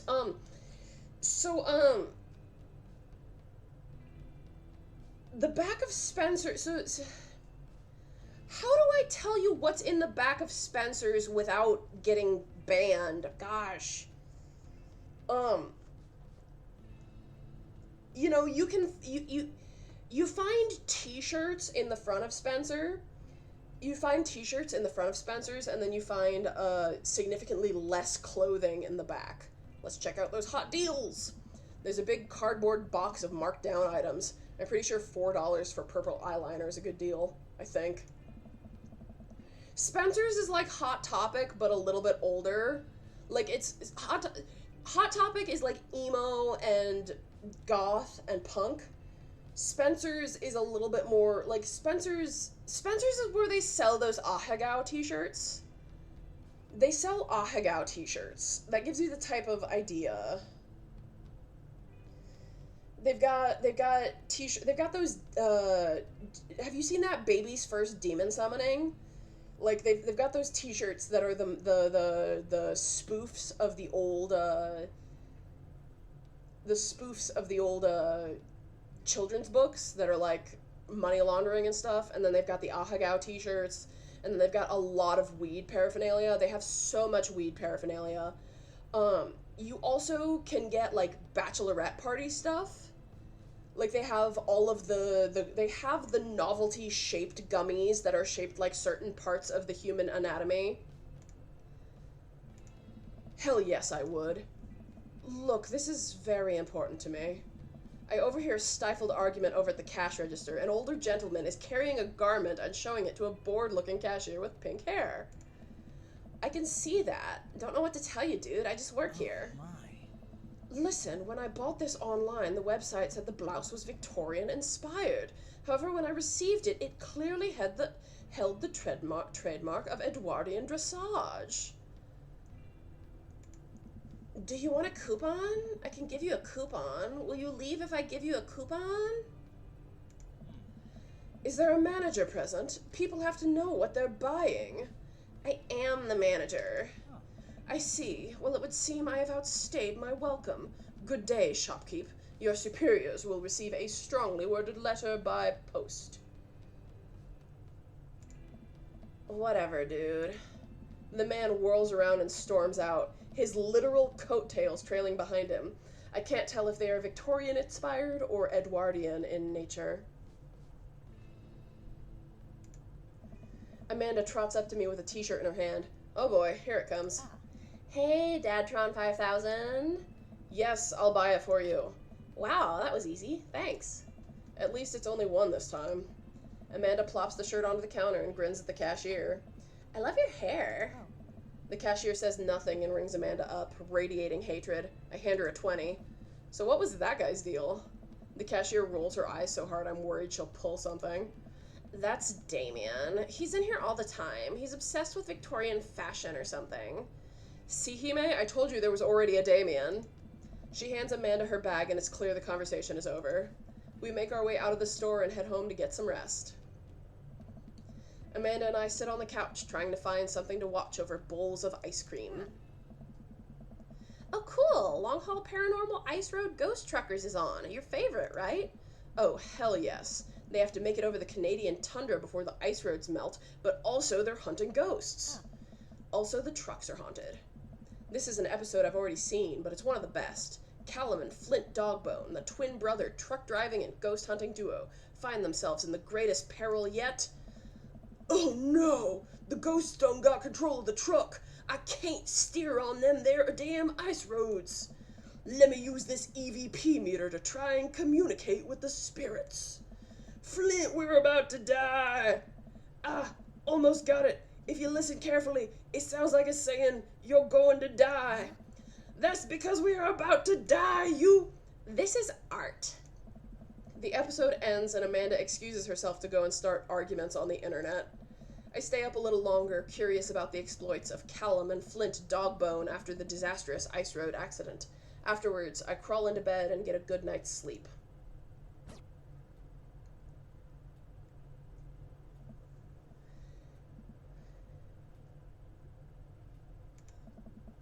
do you have secondhand embarrassment about dads? Morning, sleepyhead. 5 more minutes. You have never let me have 5 more minutes, so get up. Fine. You have cereal for breakfast and spend the morning putting together furniture. Amanda is much better at interpreting the tiny manuals. We're able to put together a few shelves and one desk, but I'm pretty sure it was supposed to be a bookcase. So, you excited for the cookout today? If there's food, I'm excited. I'm all over those terrible store-bought sugar cookies that everyone brings to parties. Yeah, those are bad.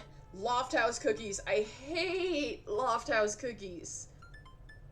Everybody either loves or hates Loft House cookies, and I also have secondhand embarrassment really bad, but this isn't too bad. I can't watch The Office because it gives me secondhand embarrassment way too bad. Loft House cookies are terrible, and you can just eat them, keep them away from me. Which means there are more for me. Don't you want to meet some of the people in the neighborhood? I'll probably end up standing uncomfortably in the corner with a plate of food and hope nobody talks to me. Dad, you're a beautiful work in progress. We will get that butterfly to emerge from the cocoon. The social butterfly. Well, we better start getting ready. We definitely don't want to be late. What? No, we have to be fashionably late. Who shows up to a cookout on time? You know what? We're going early, just because you said that. I head out the door and Amanda reluctantly follows. We walk across this... Maybe I should... I don't know if I should switch to a different game because reading all of this is making me tongue-tied. I head out the door and Amanda reluctantly follows. We walk across the street to Joseph's house with a store-bought veggie plate. I'm a terrible cook if it doesn't involve a grill.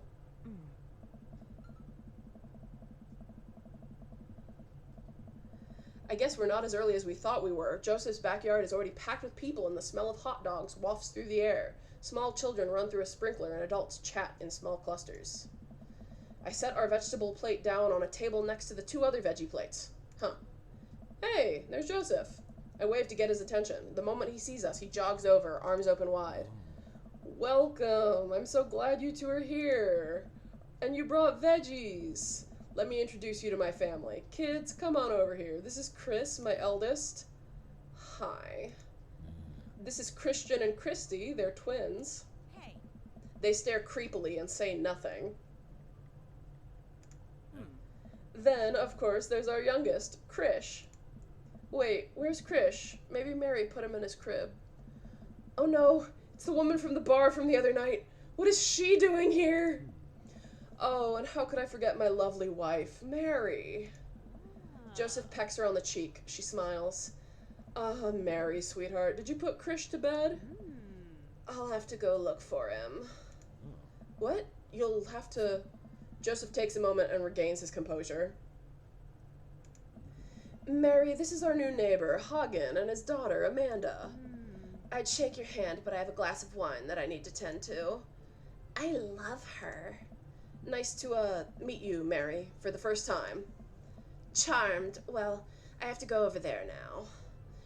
Welcome back, Hime. We have just discovered that the creepy lady from the bar who hit on me is, in fact, Joseph's wife.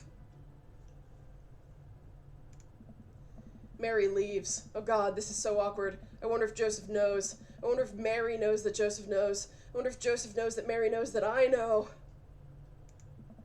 It takes all of my energy not to run away from the barbecue and start fresh in a new city. My wife has a wonderful sense of humor, but please, you 2 enjoy the barbecue. All the guys are really excited to meet you. Amanda and I mill around and try some of the food spread out on the table. I pick at some deviled eggs. Amanda grabs a small paper plate and immediately begins piling it with baked goods. I don't want to have to make friends. Come on, Dad. Who are you going to party with when I go off to school?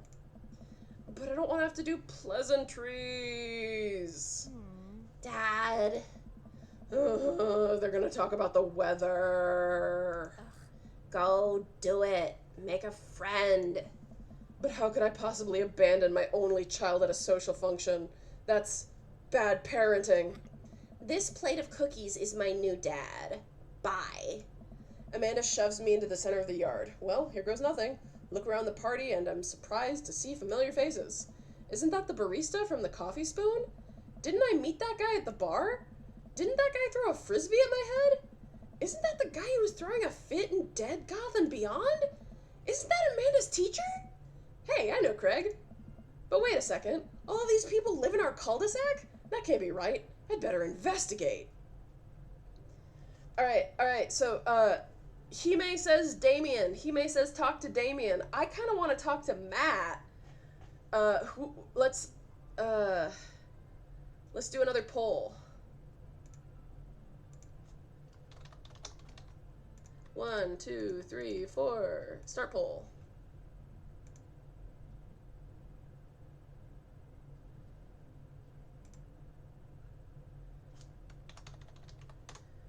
Alright. Let me... Poll is running. We've got a vote and a vote.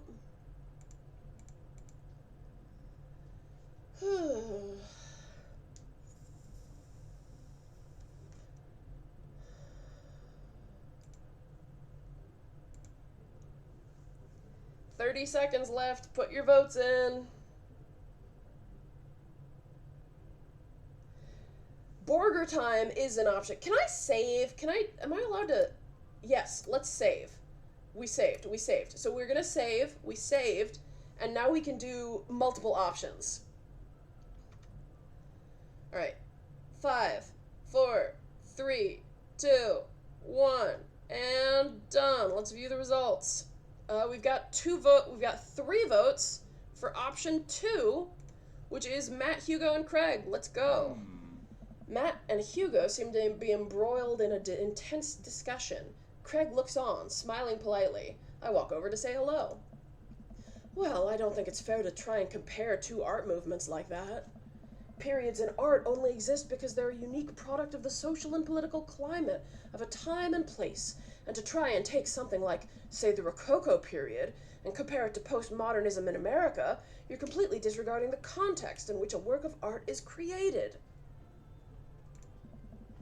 Matt and Hugo seem to be so busy talking that they don't notice me. Craig leans in. Dude, I have no idea what's happening. So, are we going to talk to Craig, or are we going to listen to Matt and Hugo? Well, I've already romanced Craig before, so I know what happens. So let's talk to Matt and Hugo. That kind of comparison just eliminates the reason art movements are so important in the first place. You're not wrong, but I think there's no harm in comparing one work... You're not wrong, but I think there's no harm in comparing one work of art to another. You could definitely say one painting is better than another if you're evaluating technical skill from a purely formalist standpoint. If I showed you a Matisse and then something by the Dutch masters, which one would you say was more technical prowess? I am so lost right now. I shoot a worried glance over to Craig, who returns it. Well, sure, you could say that the Dutch masters were technically more skilled, but I would argue that while the Dutch masters were better painters, Matisse had better paintings overall. Okay, so, haha, I have no idea what guy you guys are talking about. Well, that's pretty subjective. Art is dead! Okay, I'm gonna save. Listen, you guys can navel gaze all you want about art and periods, but real art died long before we were ever born, before the original masters picked up their brushes, before Prometheus received fire from the gods. Everything we do on this planet is born of fear of death. Art is just a way for humans to try and live forever. But it doesn't matter. Nothing matters. One day it will all be dust. Look at their faces! Look at their faces while I'm doing this rant. Look at River. Even River is like, what? What? Everyone stares at me. Anyway, we were just discussing the importance of context when talking about artwork. Listen, all I asked was if you liked Van Gogh or Picasso better. Okay, hang on. But they represent 2 completely different art movements. How could I possibly choose between the thick, creamy impasto of post-impressionism and the abstractionist beauty of cubism? Man, that's all the way above my head. Me too. Alright, let's go back. Load. Okay, so we're gonna... Alright, so I'm gonna say pretty suggestive. How do you mean? Well, that painting of the guy with the apple in front of his face is pretty nice. Matisse rocks. Damien's pretty hot too, you know. Huh. That's a Magritte. Right, Art, sorry. You're fine, dude. We were just discussing the importance of context when talking about artwork. Listen, all I asked was if you liked Van Gogh or Picasso better. Hugo throws up his hands in frustration. Okay, we read this one. Man, that's way above my head. Me too. It's all good, man. The cool thing about art is that we all perceive it differently. A single piece could have a totally different effect on each person that looks at it, and that's awesome. Oh. Just 1 minute about that. Hugo, please. Sorry, I get really fired up about art stuff. Hagen, how are you liking the neighborhood? It's pretty nice. Everybody's been super friendly. Seems like your daughter is fitting in just fine. Matt points across the yard to where Amanda, Daisy, and another young girl are playing. They're all sitting cross-legged in the grass, picking weeds and weaving them into flower crowns. It's pretty adorable. The girl I don't recognize jogs over to us. What is it, sweetheart? It's a flower crown. I thought you'd look cute in it. Well, there's only one way to find out. Matt takes the flower crown and places it on top of his head. Am I cool now? The girl stares at him, thinking it over. No, but you're slightly less uncool than you were before you put it on. Hey, Hagen, this is my daughter. Hello. I'm Carmencita. Amanda comes over with Daisy in tow. Dad, look, I'm making friends. Are you making friends? You better be making friends. Yeah, actually, Amanda, you remember the cool barista from the coffee shop and my old college friend and, your teacher. Oh, hi, Mr. Vega. I didn't realize we were neighbors. Yes. Yep. You still gonna get me that overdue term paper? Ugh. Great seeing you. Amanda finger guns her way out of the conversation like a champ. She learned the finger guns move from me. I'm very proud. She's definitely a charmer. Speaking of which, where did my son go? Whoa. Hugo looks around the party. He must finally spot him because his eyes go wide. Sweet Manchego. Ernest Hemingway Vega, are you smoking? Ernest is holding a lit cigarette. Nope. I see Ernest across the way. He casually takes a long drag of his cigarette and then flicks it into a gutter. Unbelievable. Excuse me.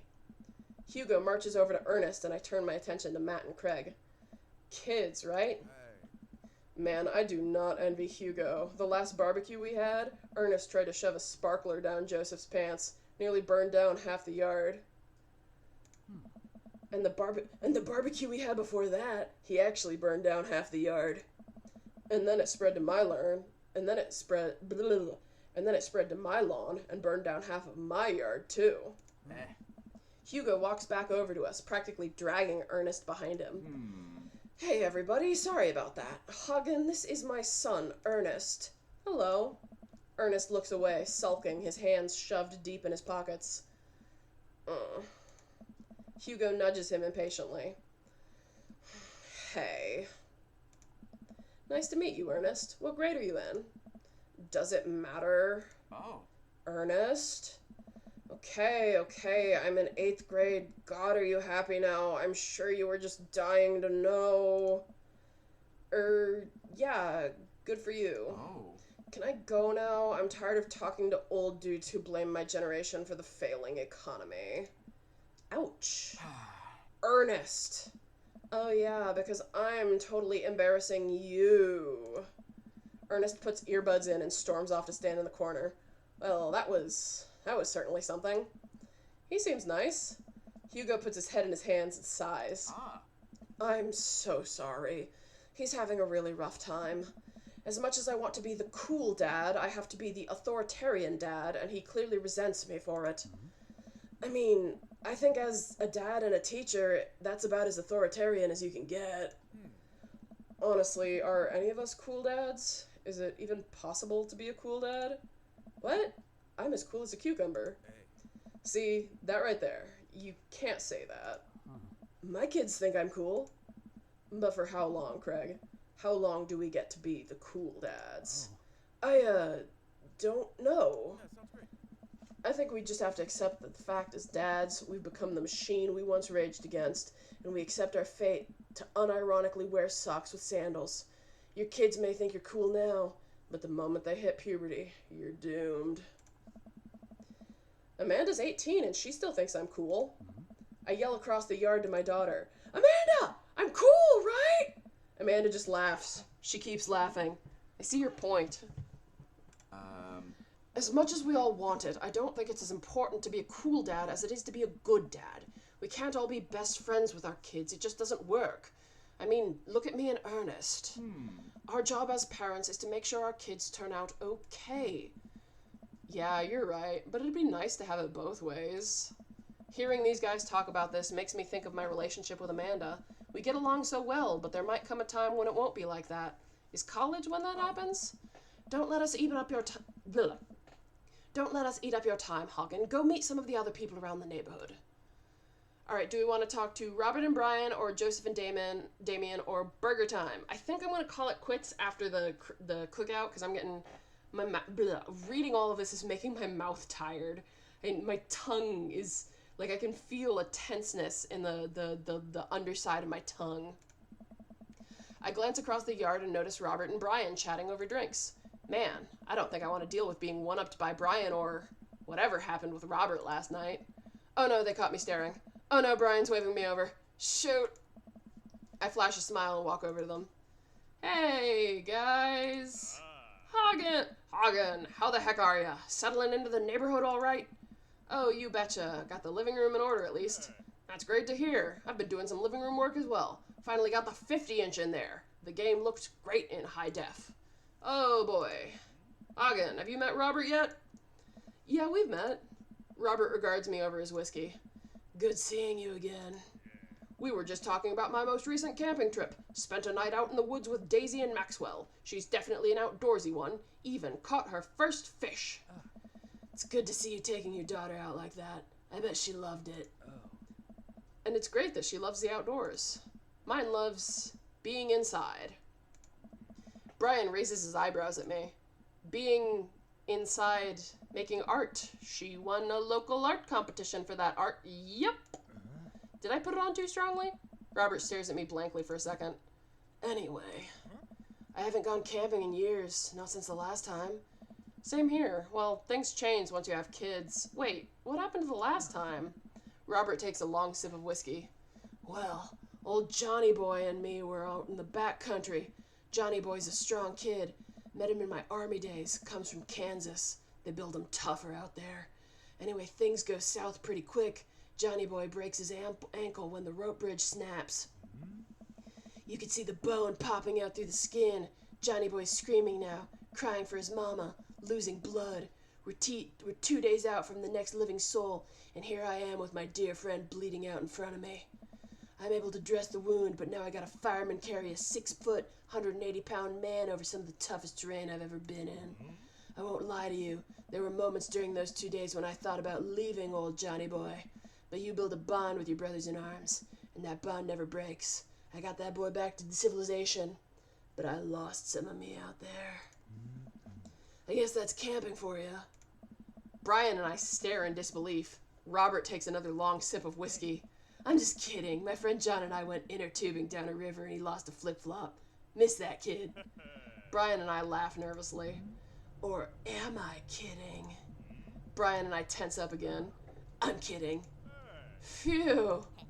Amanda and Daisy barrel up to us laughing. Daisy is holding a paper plate up in front of her like a steering wheel. We gotta get off this haunted truck. Oh no, the ghost locked the doors. Quick, hit the emergency escape button. But trucks don't have emergency escape buttons. Then hit the brake, I guess, and then we'll get out of the truck. The imaginary truck. Anyway, we're safe from the ghosts, but how will we ever survive this Arctic tundra? Daisy, you might have to eat me. Are you prepared to do that? I'm prepared to do anything to survive. That's cold-blooded. I like that. Although I'm not sure I have the materials required to properly cook you. You know, that reminds me of the last time I went skiing. Robert!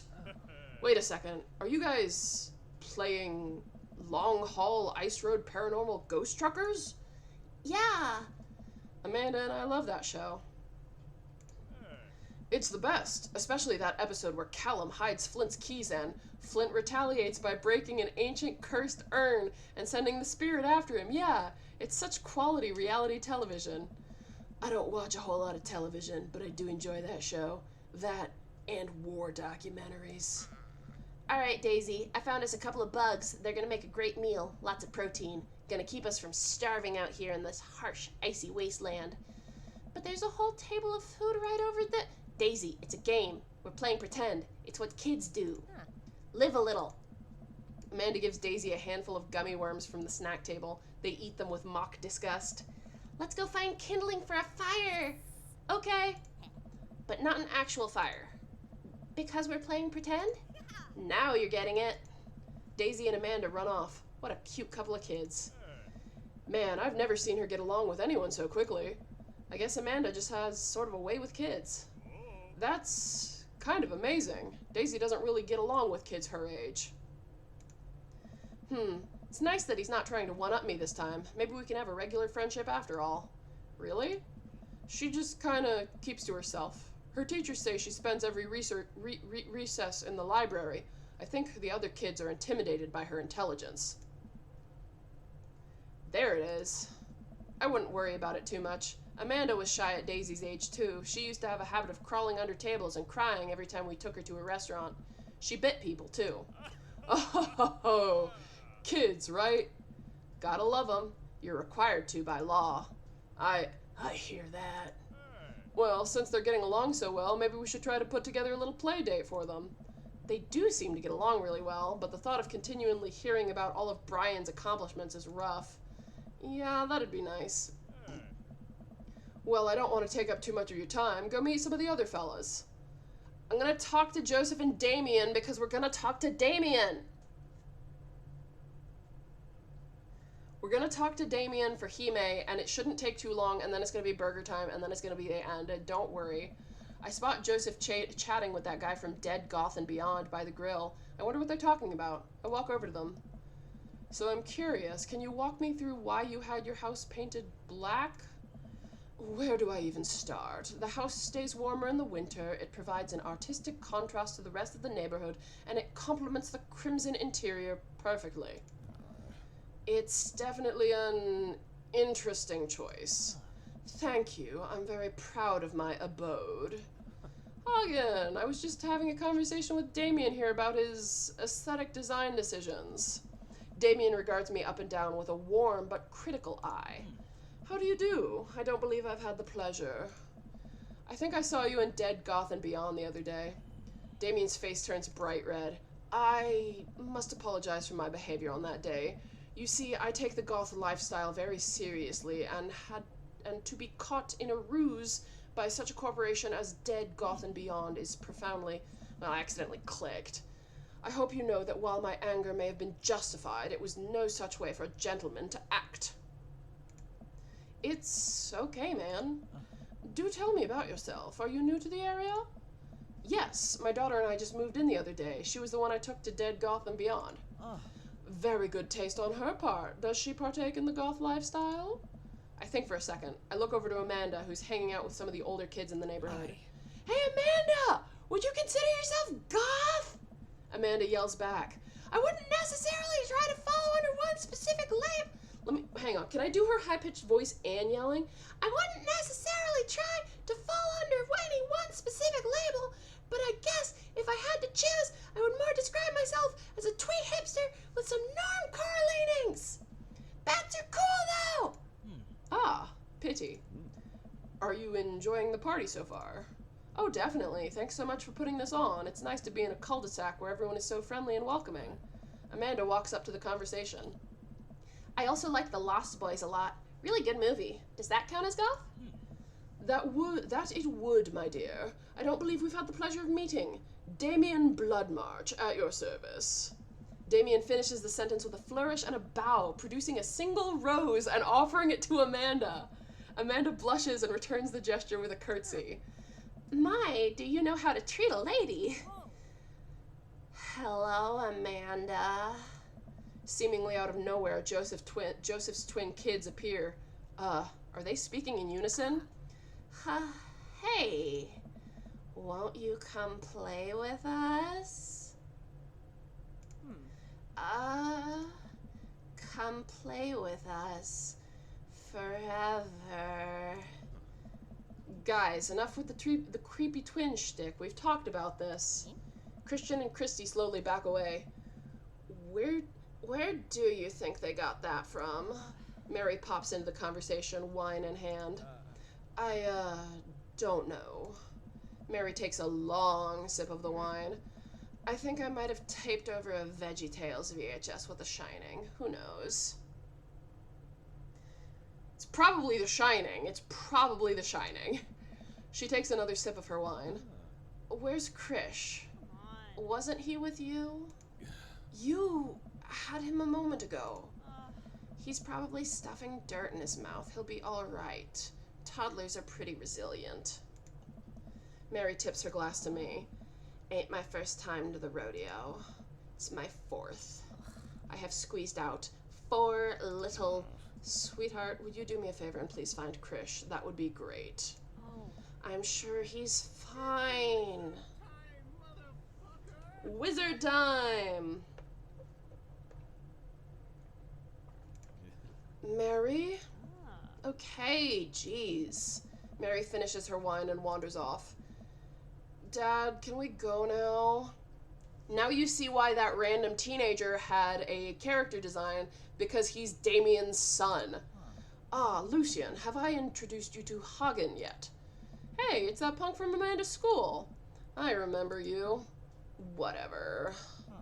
That's no way for a young man to speak to his elders. Be polite. Lucian bows. Whatever, sir. Lucian bows again. Mr. Christensen, may I have a veggie burger, sir? Coming right up, bud. Are you vegetarian? Yup.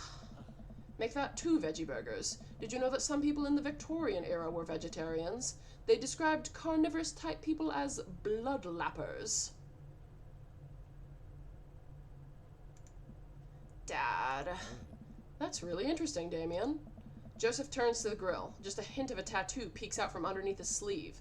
I can't believe I didn't notice it before. Looks like the bottom of an anchor. Whoa, is that a tattoo? Nice. Yup, I wasn't always a youth pastor, you know? That's so cool. Want to see mine? What? What? Lucian pulls back some rubber bracelets, revealing a lopsided 666 in black ink. My buddy gave me a stick and poke tattoo last week. I think it's healing up pretty good. Lucian! We'll talk about this later. That's pretty cool. What's the significance of the tattoo? I don't know. I just thought it looked sick. Well, in my opinion, the only reason you need to get a tattoo is because you want one. Careful, though. That number carries weight. Man, Joseph is way cooler youth pastor than I thought. I just figured youth pastors popped out of the womb with a Bible. I wonder what he did before preaching. And without further ado, let's work some magic. Joseph closes his eyes, takes a deep breath, and gets to work. With the greatest of ease, he sets patties on the grill, flourishing as he flips his spatula in the air. It's easily some of the best grill work I've ever seen. You guys think this is my first time in front of a grill? He's working faster now, effortlessly tossing cheese onto patties and perfectly grilling onions on the side. One after another, the dads take notice and crowd around Joseph to admire his masterful technique. You probably didn't know this, Hagen, but Joseph's known around here for his grillmanship. He's ungrillevable. I've tried to get on his level, but I can't catch up. Let us keep studying. He has a rare quality about him. Mustard, we keep talking about it. Can't we just appreciate the artist? I've never seen him make a mistake.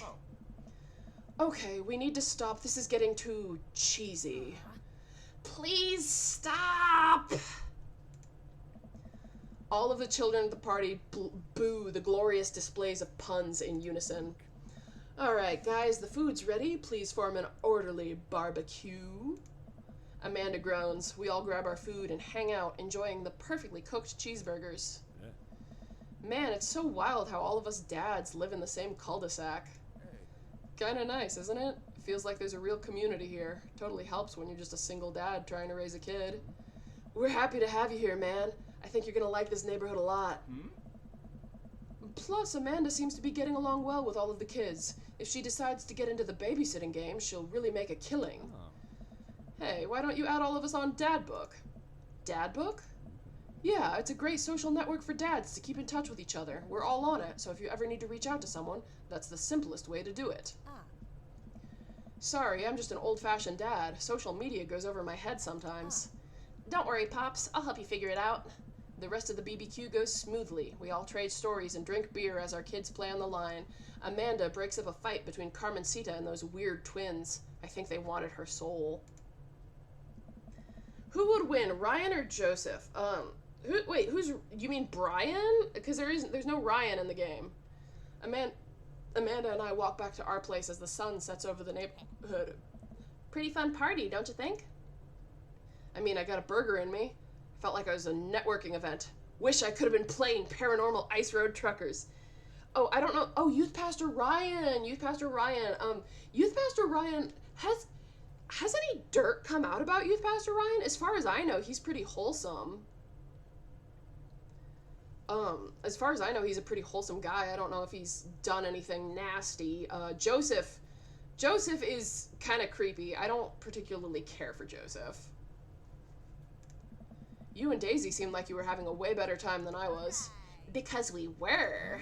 Well, hey, at least you met some other cool dads. You should hit them up on DAD-book.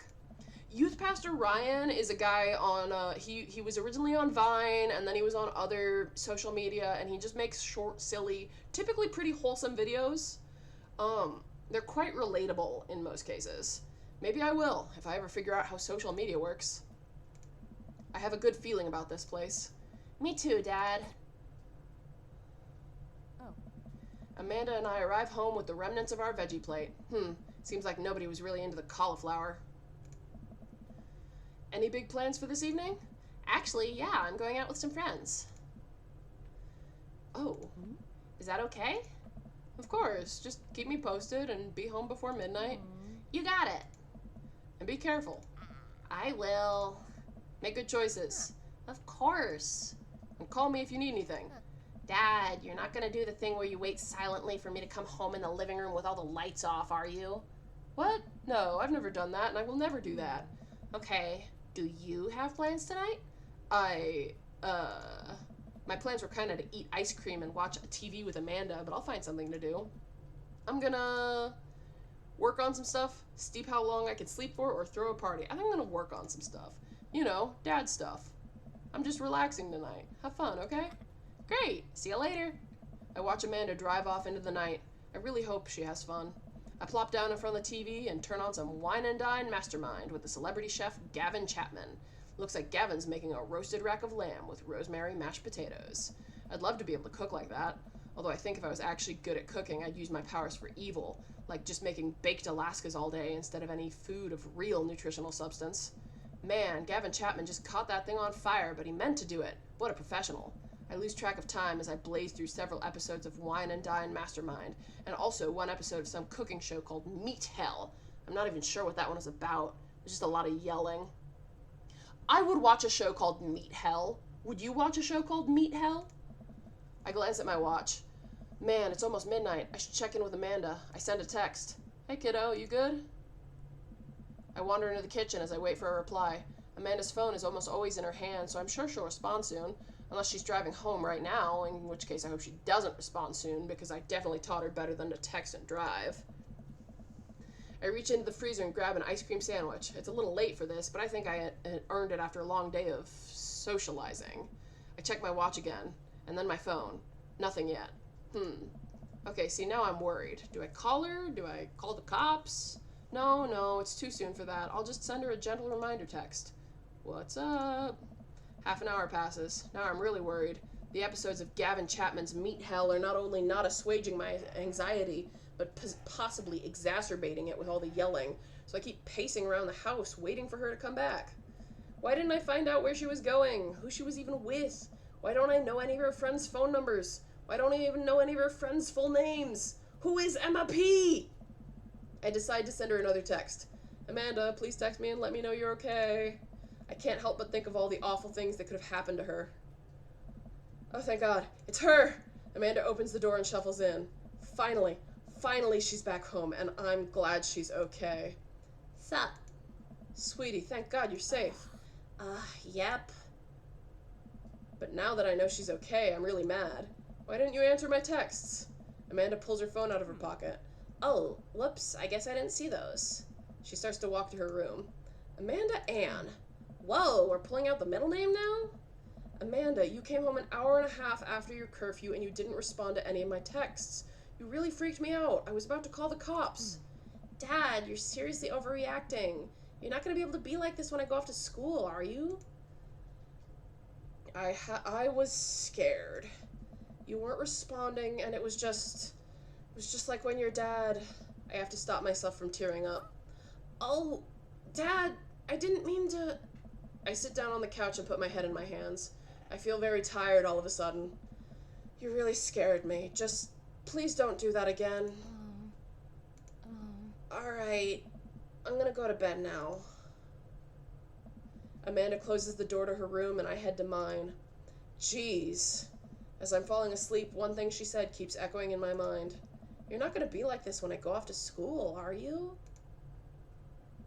I definitely didn't sleep well last night. Okay, so that's the next morning. We're gonna save here.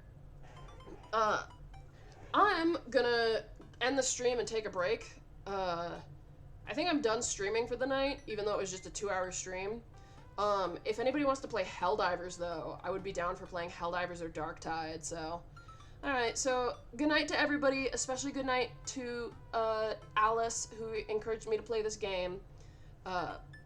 Yes, Alice, I love you. Good night. Everybody else, good night as well. It's a wonderful day. I will see you. I'm moving tomorrow, so I probably will not stream. Oh, I eat slices of cheese and pickles all the time. What you should do is you should take a slice of salami and spread soft cheese on it, and then put a pickle in the middle, and then eat it like that. That's the way to do it. Anyway, sorry. I got distracted at the very last minute by pickles and cheese. Oh, I love pickles and cheese. Alright, so I probably will not be streaming tomorrow because I am moving, but once I get settled at my new home, I will be debuting my new model. Soft cheese is just any cheese that's soft. Like, mozzarella is technically a soft cheese, but Boursin, which is cottage cheese, is even softer. So yes, I probably will not stream tomorrow, but once I'm settled at my new place, meaning my brother's place, I will be debuting my new model, and we can start all of that, and won't that be fun? Alright, everybody, good night, bye-bye.